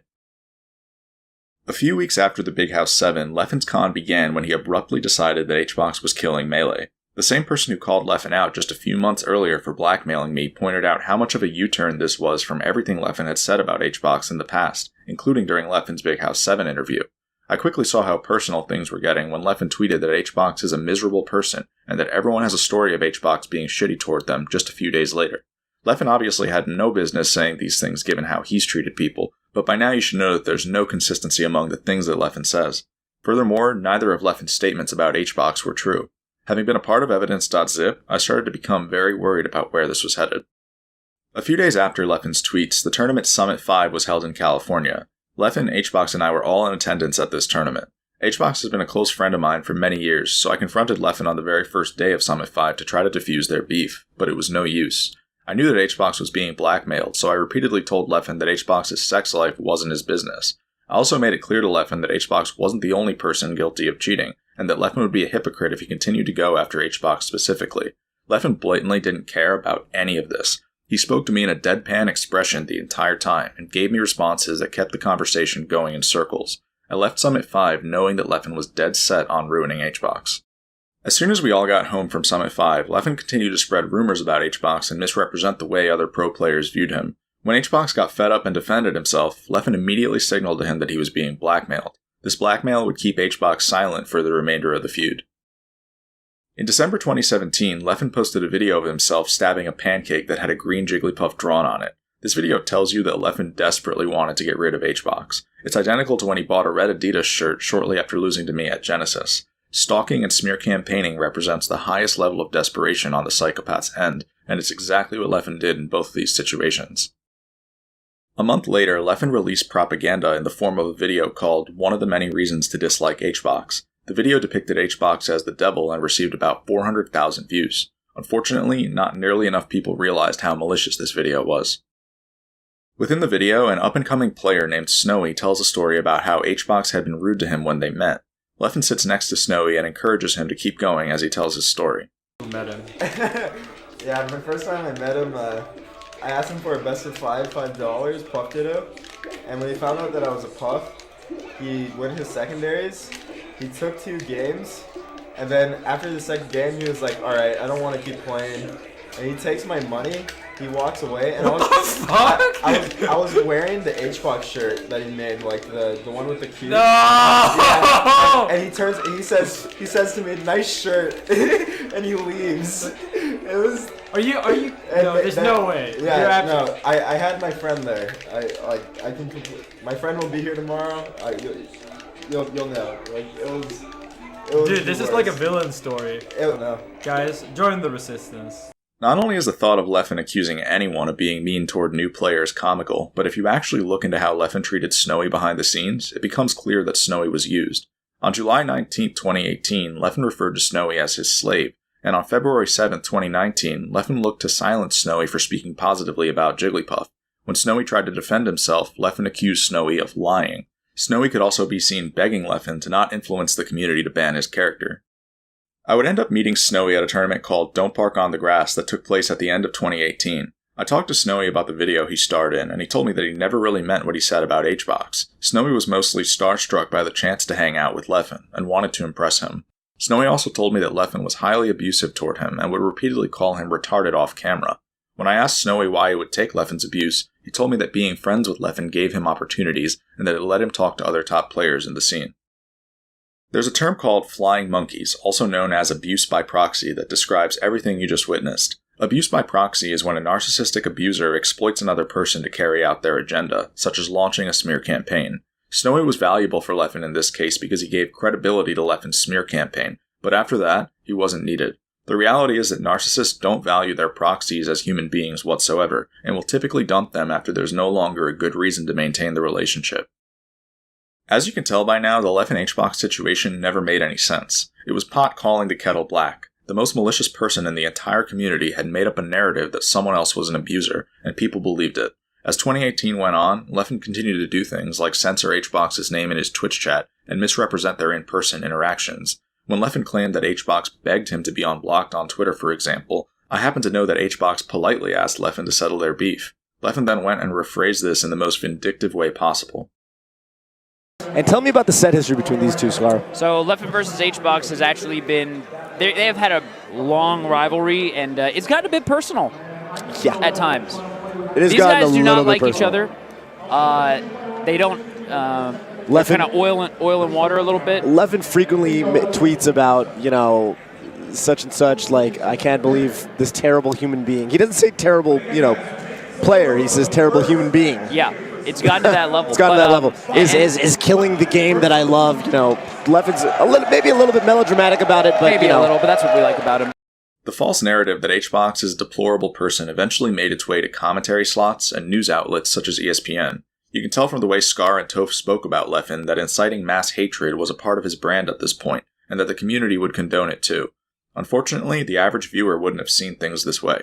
These broadcasts alone probably brainwashed thousands of people into believing that Leffen was the hero. A week later at Super Smash Con, the social isolation that was destined to come for HBox had finally begun to manifest. The rank 1 player in the world was rapidly losing his support network, and he was starting to crack. There to capitalize on the situation was none other than Leffen, who subtly encouraged people to deal the finishing blow. Like I said earlier, this was all a calculated attempt to end HBox's career, and it damn near succeeded. To show you how stealthy the manipulation that took place right in front of you was, let's juxtapose Genesis 5 and Genesis 6. At Genesis 5, which took place in 2018, Leffen gaslit HBox by refusing to give him a handshake after both of their sets. This was intended to push the narrative that HBox is deplorable. HBox can't be blamed at all for his reaction to it happening the first time, as he didn't deserve any of this. However, evoking that type of a reaction was all part of Leffen's plan. Oh, man. And a down smash from Hungrybox. Really solid 3-0 for him, man. He will move on. Ooh, and Hungrybox. To winners finals. That was for winners finals? Yep. Oh, boy. Yeah, no. Hey, Hungrybox sit clean as usual. That's not a good start. A year later at Genesis 6, and the aftermath of Leffen's behavior was clear as day. Several competitors tweeted in good faith to let the community know that this type of hatred was unacceptable. However, there was a snake in the grass among them. After an entire year of spearheading the movement against HBox, Leffen trapdoored his way out of the chaos he created in order to boost his reputation.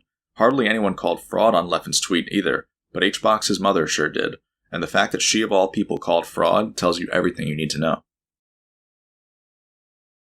People don't realize this, but Leffen is the real reason HBox had a crab thrown at him at Pound 2019. Leffen incited violence without ever directly inciting violence. He puppeteered the HBox con from start to finish, and not enough people connected the dots. When Leffen told the crowd to roar, they roared, and when Leffen told the crowd to sit, they sat. The most incredible part is that Leffen ended up leveraging all of this into a hero narrative. The community either never realized how Leffen had mobilized them, or never had the courage to speak up against it, and so they accepted his hatred as the new normal.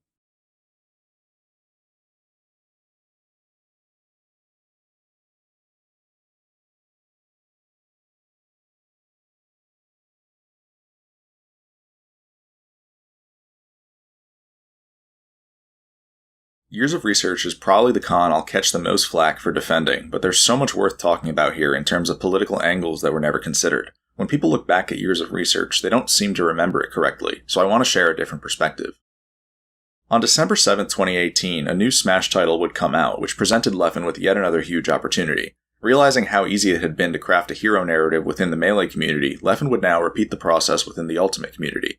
Any other content creator would have simply created content to profit off the release of a new Smash title, but Leffen is always willing to take things a step further, and so what he needed was a new hero narrative. Because hero narratives always come at someone else's downfall, Leffen needed to pick a target. You're absolutely not supposed to say what I'm about to tell you, but Salem was conned by Leffen. I discussed this with Mutaking last year, and he agreed. The problem was that Salem went on to say things about the Melee community that couldn't be defended, as M2K put it. M2K and I agreed that Salem was just a nerd who'd been bullied, and said things they probably didn't mean. They became part of Leffen's political agenda when Leffen started harassing them about their opinions on Ultimate with the intention of vilifying someone. None of the arguments Leffen made about Snake being a bad character would end up being correct, but that wasn't the point. Leffen needed to trigger someone quickly, and he would end up doing just that. After Salem posted Years of Research, they ended up losing their entire reputation over the course of 2 days. Normally, I wouldn't have listed Leffen's beef with Salem as a charge against Leffen, but you have to realize that we're now going on the 7th person whose career Leffen has looked to ruin.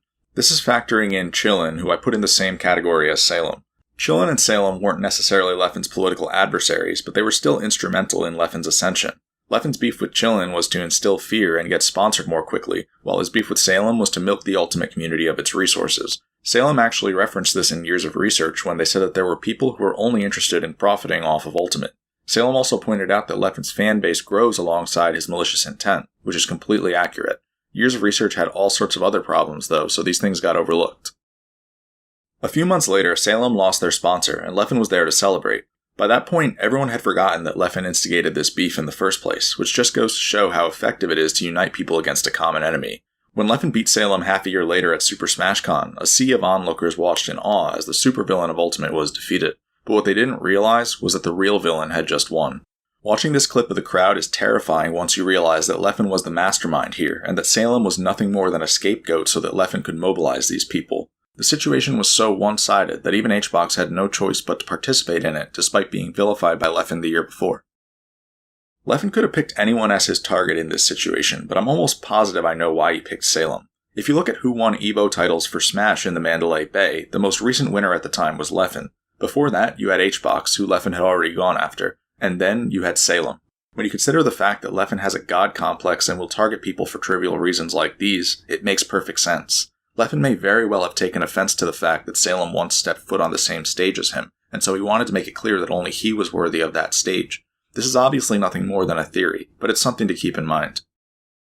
The main reason I bring up the Salem feud is because it shows that certain patterns are being repeated, and those patterns are less innocent than people think. Within less than a year, Leffen vilified 2 different people in order to attain hero status and climb the social ladder. HBox was a political adversary who Leffen weakened, while Salem was a scapegoat for Leffen to mobilize people underneath him. Regardless of where you stand on these feuds, there's no denying that each of them served a purpose. Both times, Leffen was able to control crowds and walk away as the beneficiary without anybody realizing it. The point is that there is a political agenda, and soon you'll know why that agenda will spell the end of this community.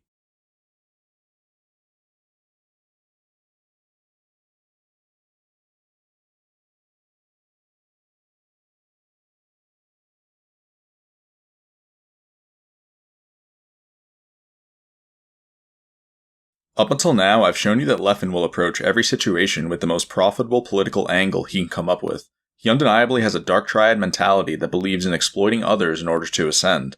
But sometimes, exploiting others doesn't mean feuding with people. Depending on the situation, it may be appropriate to become a social justice activist overnight. Following the HBox and Salem feuds, Leffen had begun to transition from a villain to an anti-hero in the eyes of the community. The days of Evidence.zip were over, not that anyone knew what Evidence.zip was to begin with. After saving Smash from 2 separate problems that he created, Leffen was starting to be perceived as a role model, and it couldn't have come at a better time.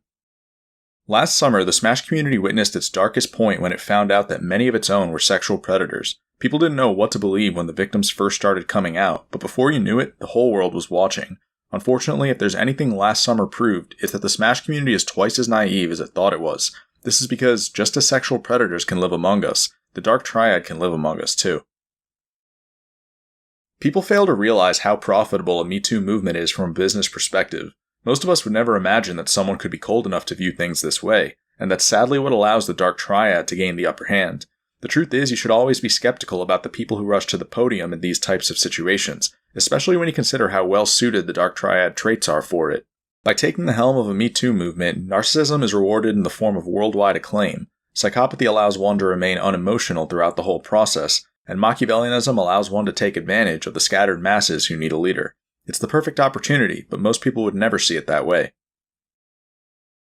So far, I've explained how Dark Triads strategically claim victim status and hero status in order to manipulate people. There's only one better status to claim than either of these, and it's called virtuous victimhood. This refers to when victim status and hero status are combined. Virtuous victimhood is the strongest signal one can emit because it combines the sympathy of victim status with the admiration of hero status, making it ideal for leeching resources. Virtuous victimhood can't be signaled in every situation, but it can certainly be signaled during a Me Too movement. A Dark Triad is able to emerge as someone who can resonate with victims while also coming across as a leader who victims should stand behind.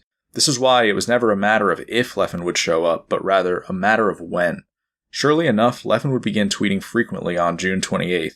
The tweets he made over the course of the next few weeks gave victims hope and empowerment, and caused him to become the community's beacon. Leffen's actions were showered with praise by community leaders, and not a soul stopped to question his intentions. His ability to take the helm of Me Too so easily despite his dark past made me realize how wide the gap between perception and reality is within this community, and that the situation was worse than I thought. If you listen closely to what Leffen says in this clip that Rishi tweeted, you'll start to realize that something went wrong here. Yeah, I also agree that saying you stan, while I appreciate it if it's about me, I still think it's bad. You should hold me accountable. If I'm not entertaining, if I'm not doing shit like that, then don't fucking follow me. Don't watch me. I'm not your friend. I'm an entertainer. I'm a pro player. You shouldn't assume that I am a top. Just because I'm a top player, that I'm a top person, that I'm a great person, because you don't know me. It is very easy as a streamer to do your bad shit during the hours you don't stream. By July 2nd, the number of allegations had begun to ramp up, and so Leffen made a YouTube video in which he discussed the situation. He also made a second video on July 15th. These videos received over 1 million hits combined. I'll play a couple of quotes from them that I've selected. The people these people hurt don't deserve to just be a summary and just to be like, these people overall have been abused, right? So I'm not going to try to do that here. People know about the Evidence.zip, and although I do not think that that was deserved, like being banned for it, I do definitely agree that I acted like a fucking jerk and that I need to do I need to be much, much better going forward, is what I realized. Some people in this community, whether you like it or not, have some kind of power, whether it's being a top player, a TO, a just community figure, whatever it is. Heck, man, all it seems to take now is that, like, it really does seem like people just take whatever they can and just use it to either abuse, blackmail, or try to hide what they have done. I have no doubt that we will be seeing more stories come out, and I am incredibly proud of everyone for speaking out. I'm not sure, honestly, that I have always been, I would have been able to speak out on some of this. This is extremely, extremely serious stuff and can do very long, serious mental damage to people. Seeing what these people that I thought, I thought they were my friends, or at least people I knew, do such disgusting things, right? Like, I never could have imagined that they would do such disgusting things. And then instead of apologizing or owning up to what they did, they try to lie and manipulate people instead. People have been praising me for speaking up and saying that I've been using my platform for the right thing, but I'm still not confident that I did everything correctly. In fact, I know I didn't. And I still feel like the real hero here isn't me. It's the people that were brave enough to speak up, knowing what harassment they would face. I don't think they get enough credit. And honestly, I've been struggling with feelings of guilt because I've gained a lot of subscribers, a lot of followers, and attention because of these awful things happening. And I know many people have struggled with the same feelings. With the information we have, none of these quotes make any sense coming from Leffen. The first quote is a projection because Leffen states that he won't summarize victims, then proceeds to summarize Evidence.zip in about 10 seconds. As we know, Evidence.zip deserves much more time than that. Similarly, the second quote is a projection because Leffen is regularly abusive and has used blackmail as one of his go-to strategies throughout his career. The third quote is also a projection because Leffen knows that he himself is aware of causing several people's mental health to decline. The fourth quote is a projection as well because after Leffen was banned for Evidence.zip, he issued a fake apology that manipulated North Americans and the media. And finally, the fifth quote is a projection because we have Leffen on record for leeching money and fame from the Smash community on several occasions, including this one. These quotes aren't the focal points of Leffen's video, they're just scattered ones I wanted to show you. The focal point of Leffen's video is actually a victim testimony in which he talks about a road trip he took when he was younger in which he was allegedly physically abused. Before we listen to Leffen's testimony, I want to show you something he prefaces it with. That said, though, I do think in general, as a general, you need to believe victims, especially if they don't have a very credible reason to lie. And even then, I generally think you should start out by believing them. What Leffen just said is highly manipulative. By saying this, he conditions you to believe victims, which is horrible advice since victims can be just as deceptive as abusers. A few minutes later, Leffen gives his victim testimony. Please listen to all of it very closely. When I was, before I was banned, I went to my first tournament over in the United States. And I've told this story many times before, so I'm not going to go into great detail about it. But as a 16-year-old, I went there, traveled with an RV around California and the nearby states for about 2 weeks. And there were about 10 people in that RV. So it was a lot of people, many people adults. And during this time, there was one particular player that physically abused me, like basically slapped me extremely hard across the face several times over basically nothing. I sat in his seat. I was playing Smash and he wanted to go to sleep. His alarm didn't wake him up. And took about 8 times before someone said anything, and no one really said anything. This player also ended up stealing money, never paying back people thousands of dollars. And some people are still friends with this person to this day. And I'm not saying this to try to make a pity part of myself. I think in general, I took this situation and I dealt with it pretty well. And I was pretty bratty, you know. I stood up for myself. I always try to take fights verbally. Of course, I never fought anyone physically, but I'm not gonna say that I didn't like do anything to deserve any kind of lashback whatsoever. But I definitely did not deserve to be physically assaulted several times. But since that day, I was obviously extremely mad at the other people who I looked up to before, who I saw as full grown adults, for not doing anything. And ever since that day, I basically vowed to myself that when that happens next time, when I'm the fucking adult, I'm not gonna just sit by and just be like, oh, I hope someone else look to someone else. I'm gonna step in myself and say something. And honestly, I thought after that happened, I was obviously banned for the whole thing with Evidence.zip. And that person in particular quit the scene. I stood up for myself when he tried to come back to me. He wanted to talk it over a dinner meal, and he came and hugged me from behind and said, let's talk things out. And he asked me to pay for his meal. Obviously, I just told him to go fuck himself and basically stood up for myself. Before we continue, I want to be clear about one detail within Leffen's testimony. I was playing Smash and he wanted to go to sleep. His alarm didn't wake him up. And took about 8 times before someone said anything, and no one really said anything.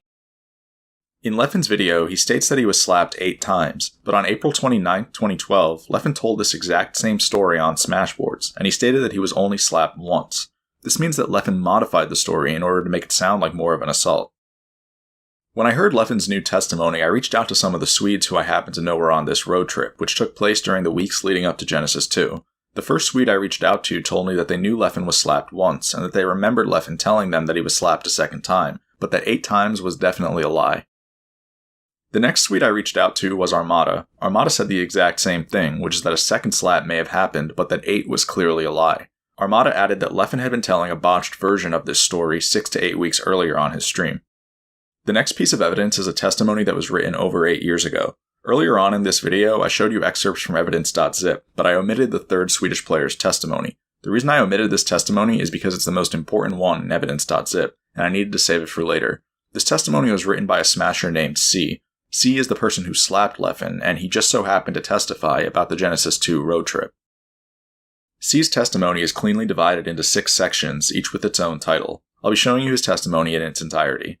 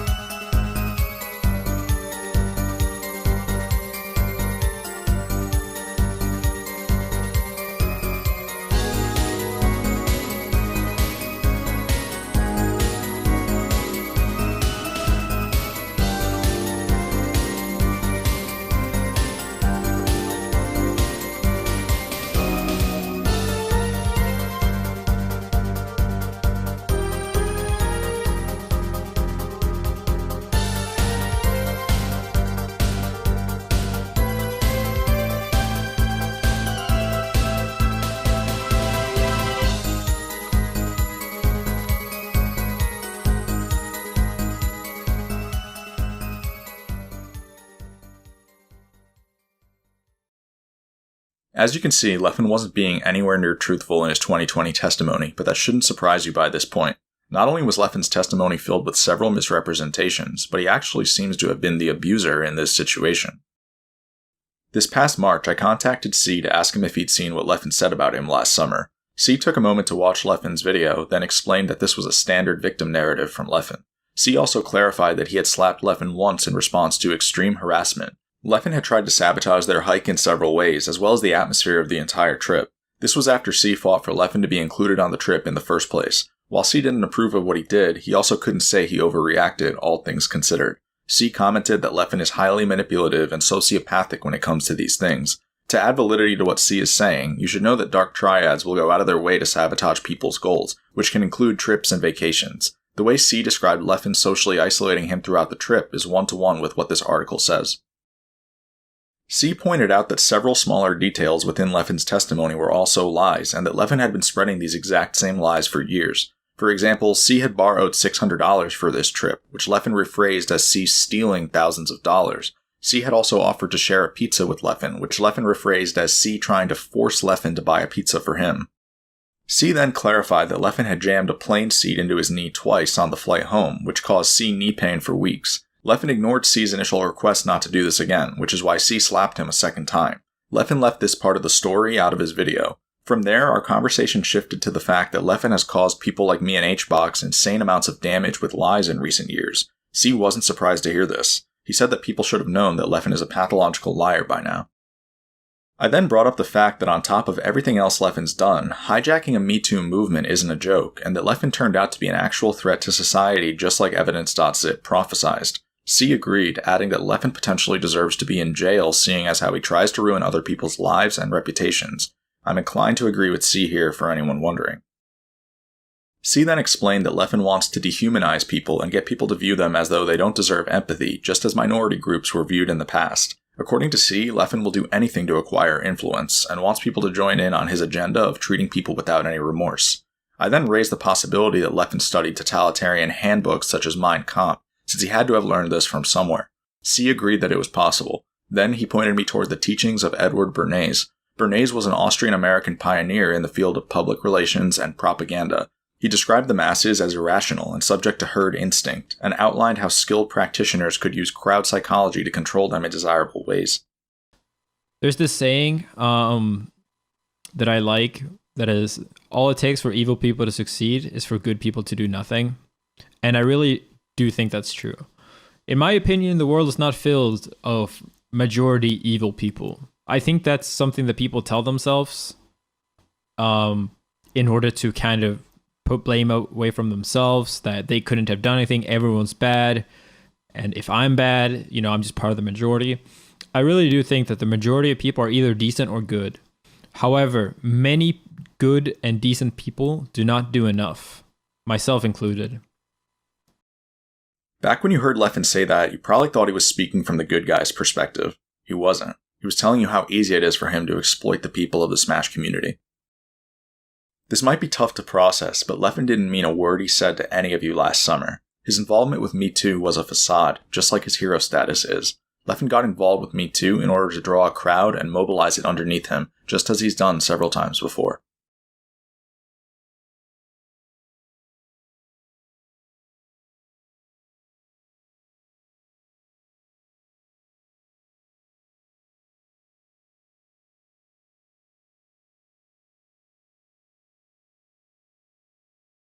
The ninth and final charge against Leffen is one that also took place during last summer's Me Too movement. Up until now, I've shown you how a Me Too movement presented Leffen with a golden opportunity for resource transfer. Leffen gained about 15,000 followers in a few days, built massive loyalty with those followers, and made plenty of money along the way. But those weren't the only benefits a Me Too movement presented Leffen with. The ability to implicate other people as sexual predators presented Leffen with a once-in-a-lifetime opportunity for resource drain as well. So far, we've seen Leffen drain 2 of his political adversaries in recent years. Both times, Leffen made it clear that his intention was to end the other person's career in order to secure his footing within the community. This is why when Me Too would end up presenting Leffen with the opportunity to take down the only person left in the community with a larger following than his, he obviously wasn't going to pass it up. Leffen wouldn't just use the Me Too movement to grow his brand, he would also seize control of the community through the elimination of Zero, who had the largest following in Smash prior to being banned.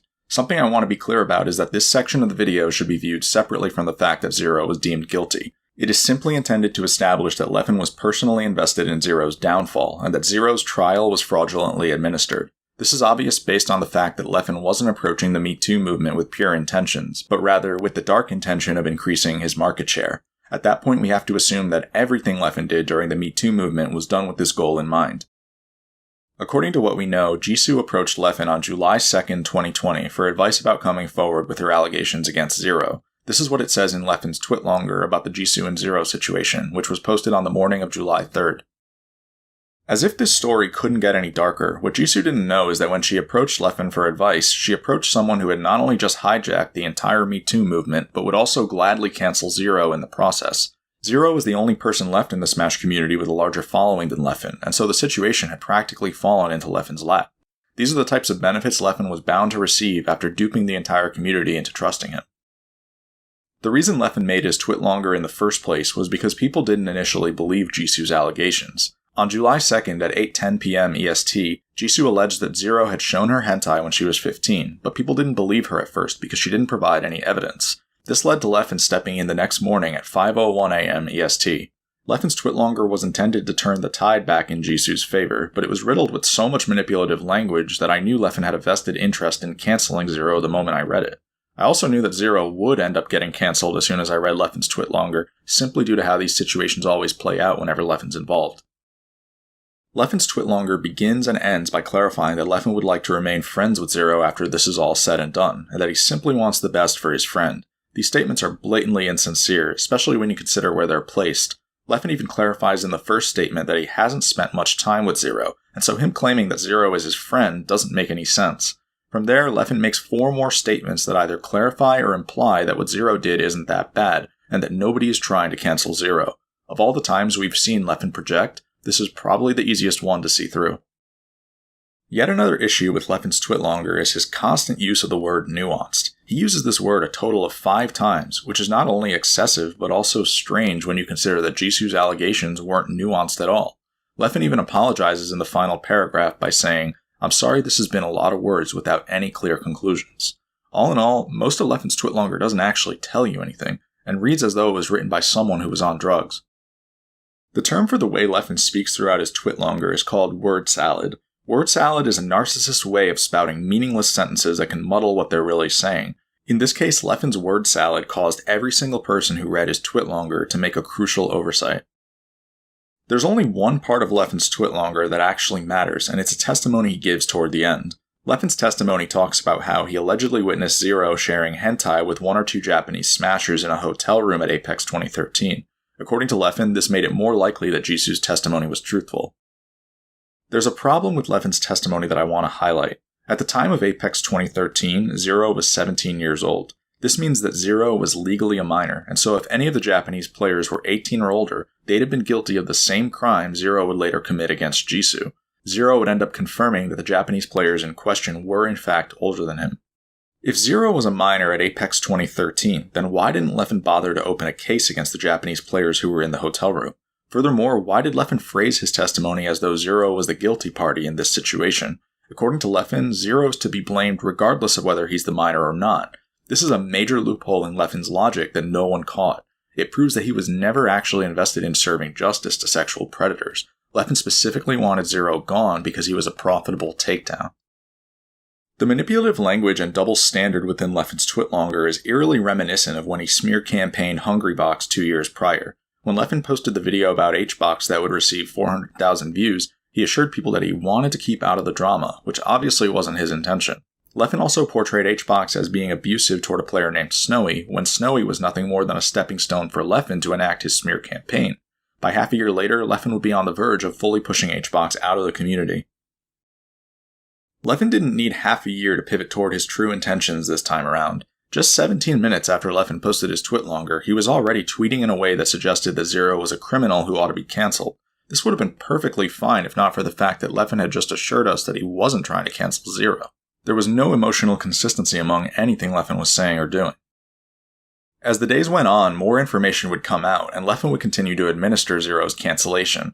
On July 4th, Leffen made a particularly brutal tweet in which he leaked DMs of Zero reaching out to him to talk. Many people raised an issue with this tweet, so I want to shed some insight into why it happened. 8 years ago, when C testified for Evidence.zip, he explained that Leffen is a highly sadistic individual who will decline any invitation to speak with his prospects. Leffen will, in fact, misrepresent these invitations on social media as to vilify the other person. We've already seen Leffen do this to multiple people. He did it to C when he claimed that he defended himself from C in his YouTube video. He did it to me when he claimed that I screamed at him for no reason at Royal Flush, and he did it to HBox when he claimed that HBox begged him to be unblocked. With that information in mind, Zero never had a chance of speaking to Leffen in this situation, but Zero didn't know that. Neither did the people on Twitter who watched Leffen leak these DMs, but many of them were still able to gauge that Leffen was acting maliciously. Several people accused Leffen of never meaning what he said when he called Zero his friend, and being personally invested in Zero's downfall. One person wrote that Leffen was prepped to gain a lot financially from the situation, while another wrote, "There's something off about you. I respect you speaking up and standing with the victims, but in this particular case, it seems that you never really liked Zero at all, and you were hoping that something like this would happen." Everyone who took this stance was sadly correct. Several other people expressed that what Leffen was doing could potentially drive Zero to suicide, especially considering that Zero was known to have struggled with depression. Leffen responded to one of them by saying, "Don't you dare put his mental health on me. Mental health is a serious issue, but being depressed is not an excuse to get away with doing bad things." This tweet is ridiculous when you consider that in the fake apology Leffen gave after Evidence.zip, he blamed everything he had done on depression and other similar issues. Just because Leffen included a disclaimer that said he wasn't trying to excuse anything doesn't mean that his intention wasn't to do so. On July 9th, Leffen would make another antagonizing tweet in response to Zero announcing that he was in therapy and looking to better himself. Leffen wanted to make absolutely sure of the fact that Zero was gone for good, no matter what toll his actions took on Zero's mental health. Unsurprisingly, it was later revealed that Zero had entered a suicidal state following the events of last summer. All eyes were on Leffen when this news came out, and so he responded by saying that he wished Zero well. Amazingly, this was all it took for Leffen to take the target off of his back. As someone who's dealt with Leffen firsthand, I need you to know that he would probably prefer if Zero was dead. I say this because back when Leffen blackmailed me about my mental health issues, I remember thinking to myself that there are plenty of people who would have killed themselves in that scenario. Leffen even doubled down 3 years later when Metagame aired by bringing up my issues again as a way of discrediting Evidence.zip. The point is, Leffen has no empathy or remorse, and only made his tweet about Zero to protect himself. One last thing I want to show you is that Leffen would have gladly used Me Too to take out HBox as well. When rumors of HBox allegations began to spread, Leffen quickly implemented chat commands in preparation for them. He wanted to leverage Me Too as hard as possible by not only taking the helm, but also by taking out both of the people whose social media followings rivaled his. All in all, Leffen's actions during the Me Too movement reveal what a snake he really is, and should leave no doubt as to his intentions.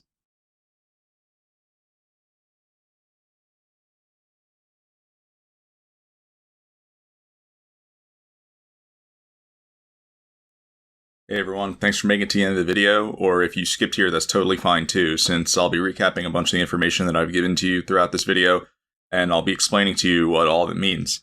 Unfortunately, once you know what all of this means, it paints a pretty dark picture for the status quo of the Smash community, and it's really important that everybody weighs in on this, because whether you're a top player, or a TO, a community leader, or even a casual player, this is going to have an impact on your future within this community.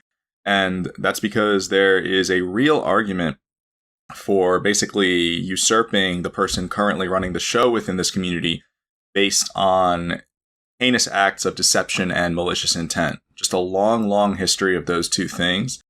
And now that a lot of that's been laid out clearly for you, I think that angle should make a lot of sense. So the first thing that I want to start by showing you is a slide of a dystopian society. These are widely regarded dystopian traits. And as you can see, just about everything on this list is currently being imposed on the Smash community.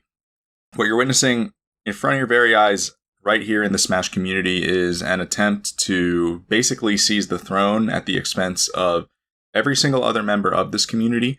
The people are being dehumanized, they're being watched, they're being taught how to think, and these are all very totalitarian qualities that are reviled, just historically reviled. You're not supposed to allow this to happen to your community, but the reality is there is a real attempt being made here to control people in this manner.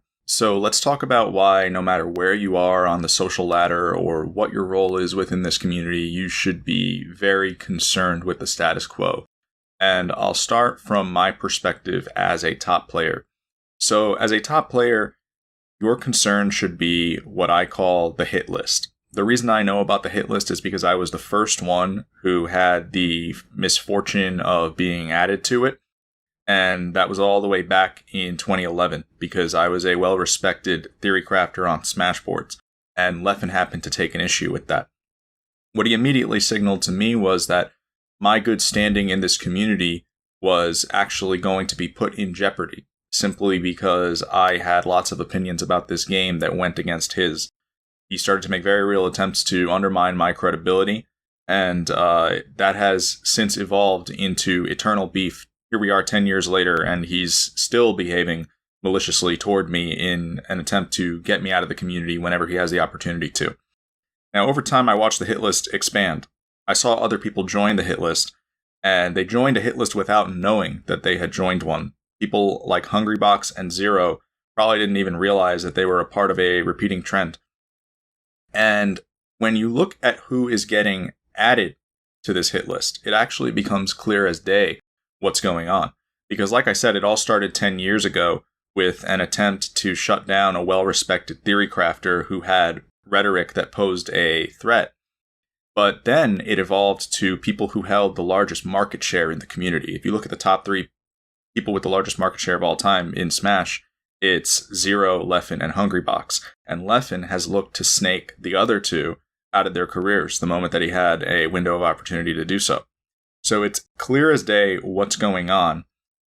Once you put it all together, what he is doing is he's actually looking to consolidate his power within this community by eliminating the people who pose a threat to his rhetoric or market share. He's actually looking to purge them, which is a completely totalitarian strategy.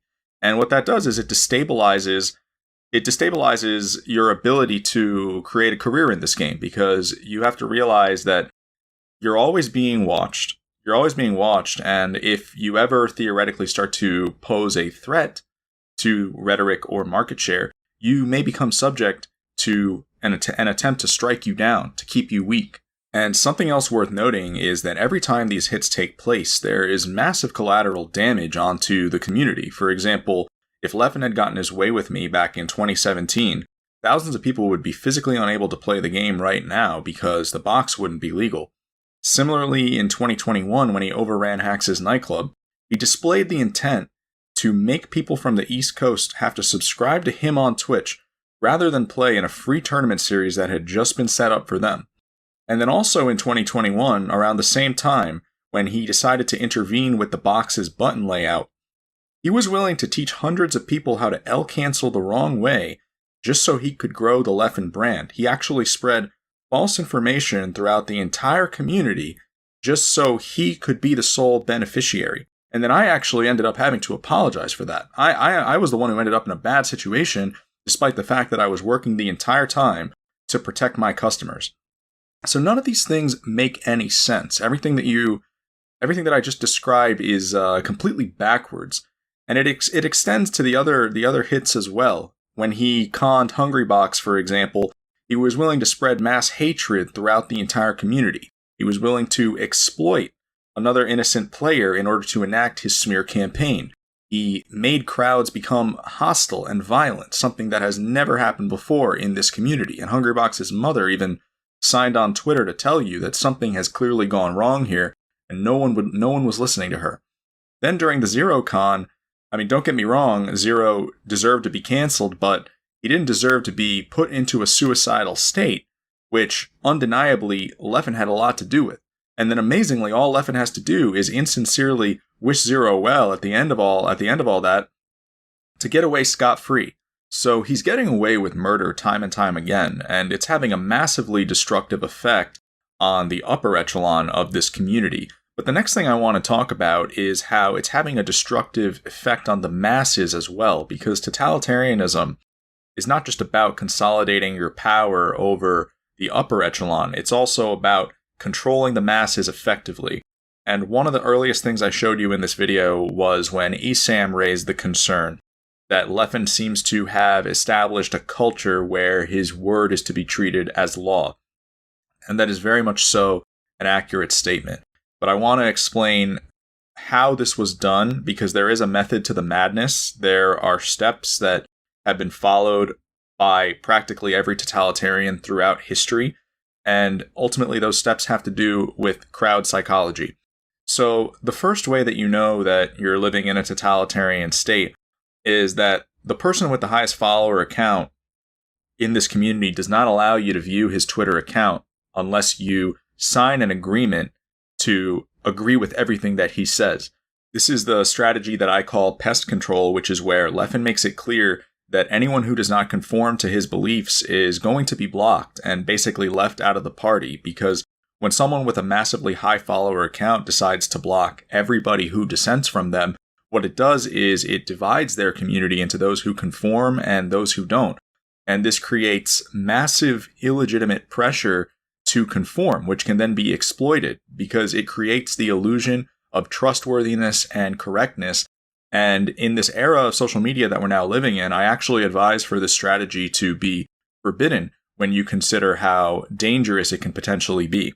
So the first layer of crowd psychology that you're seeing is that Leffen's followers are basically selectively chosen, which is a massive advantage because normally just because someone follows you doesn't mean that they also agree with everything that you have to say. But in Leffen's case, a much higher percentage of his followers are going to automatically agree because they understand that they actually have to. Otherwise, they're not allowed to even follow him.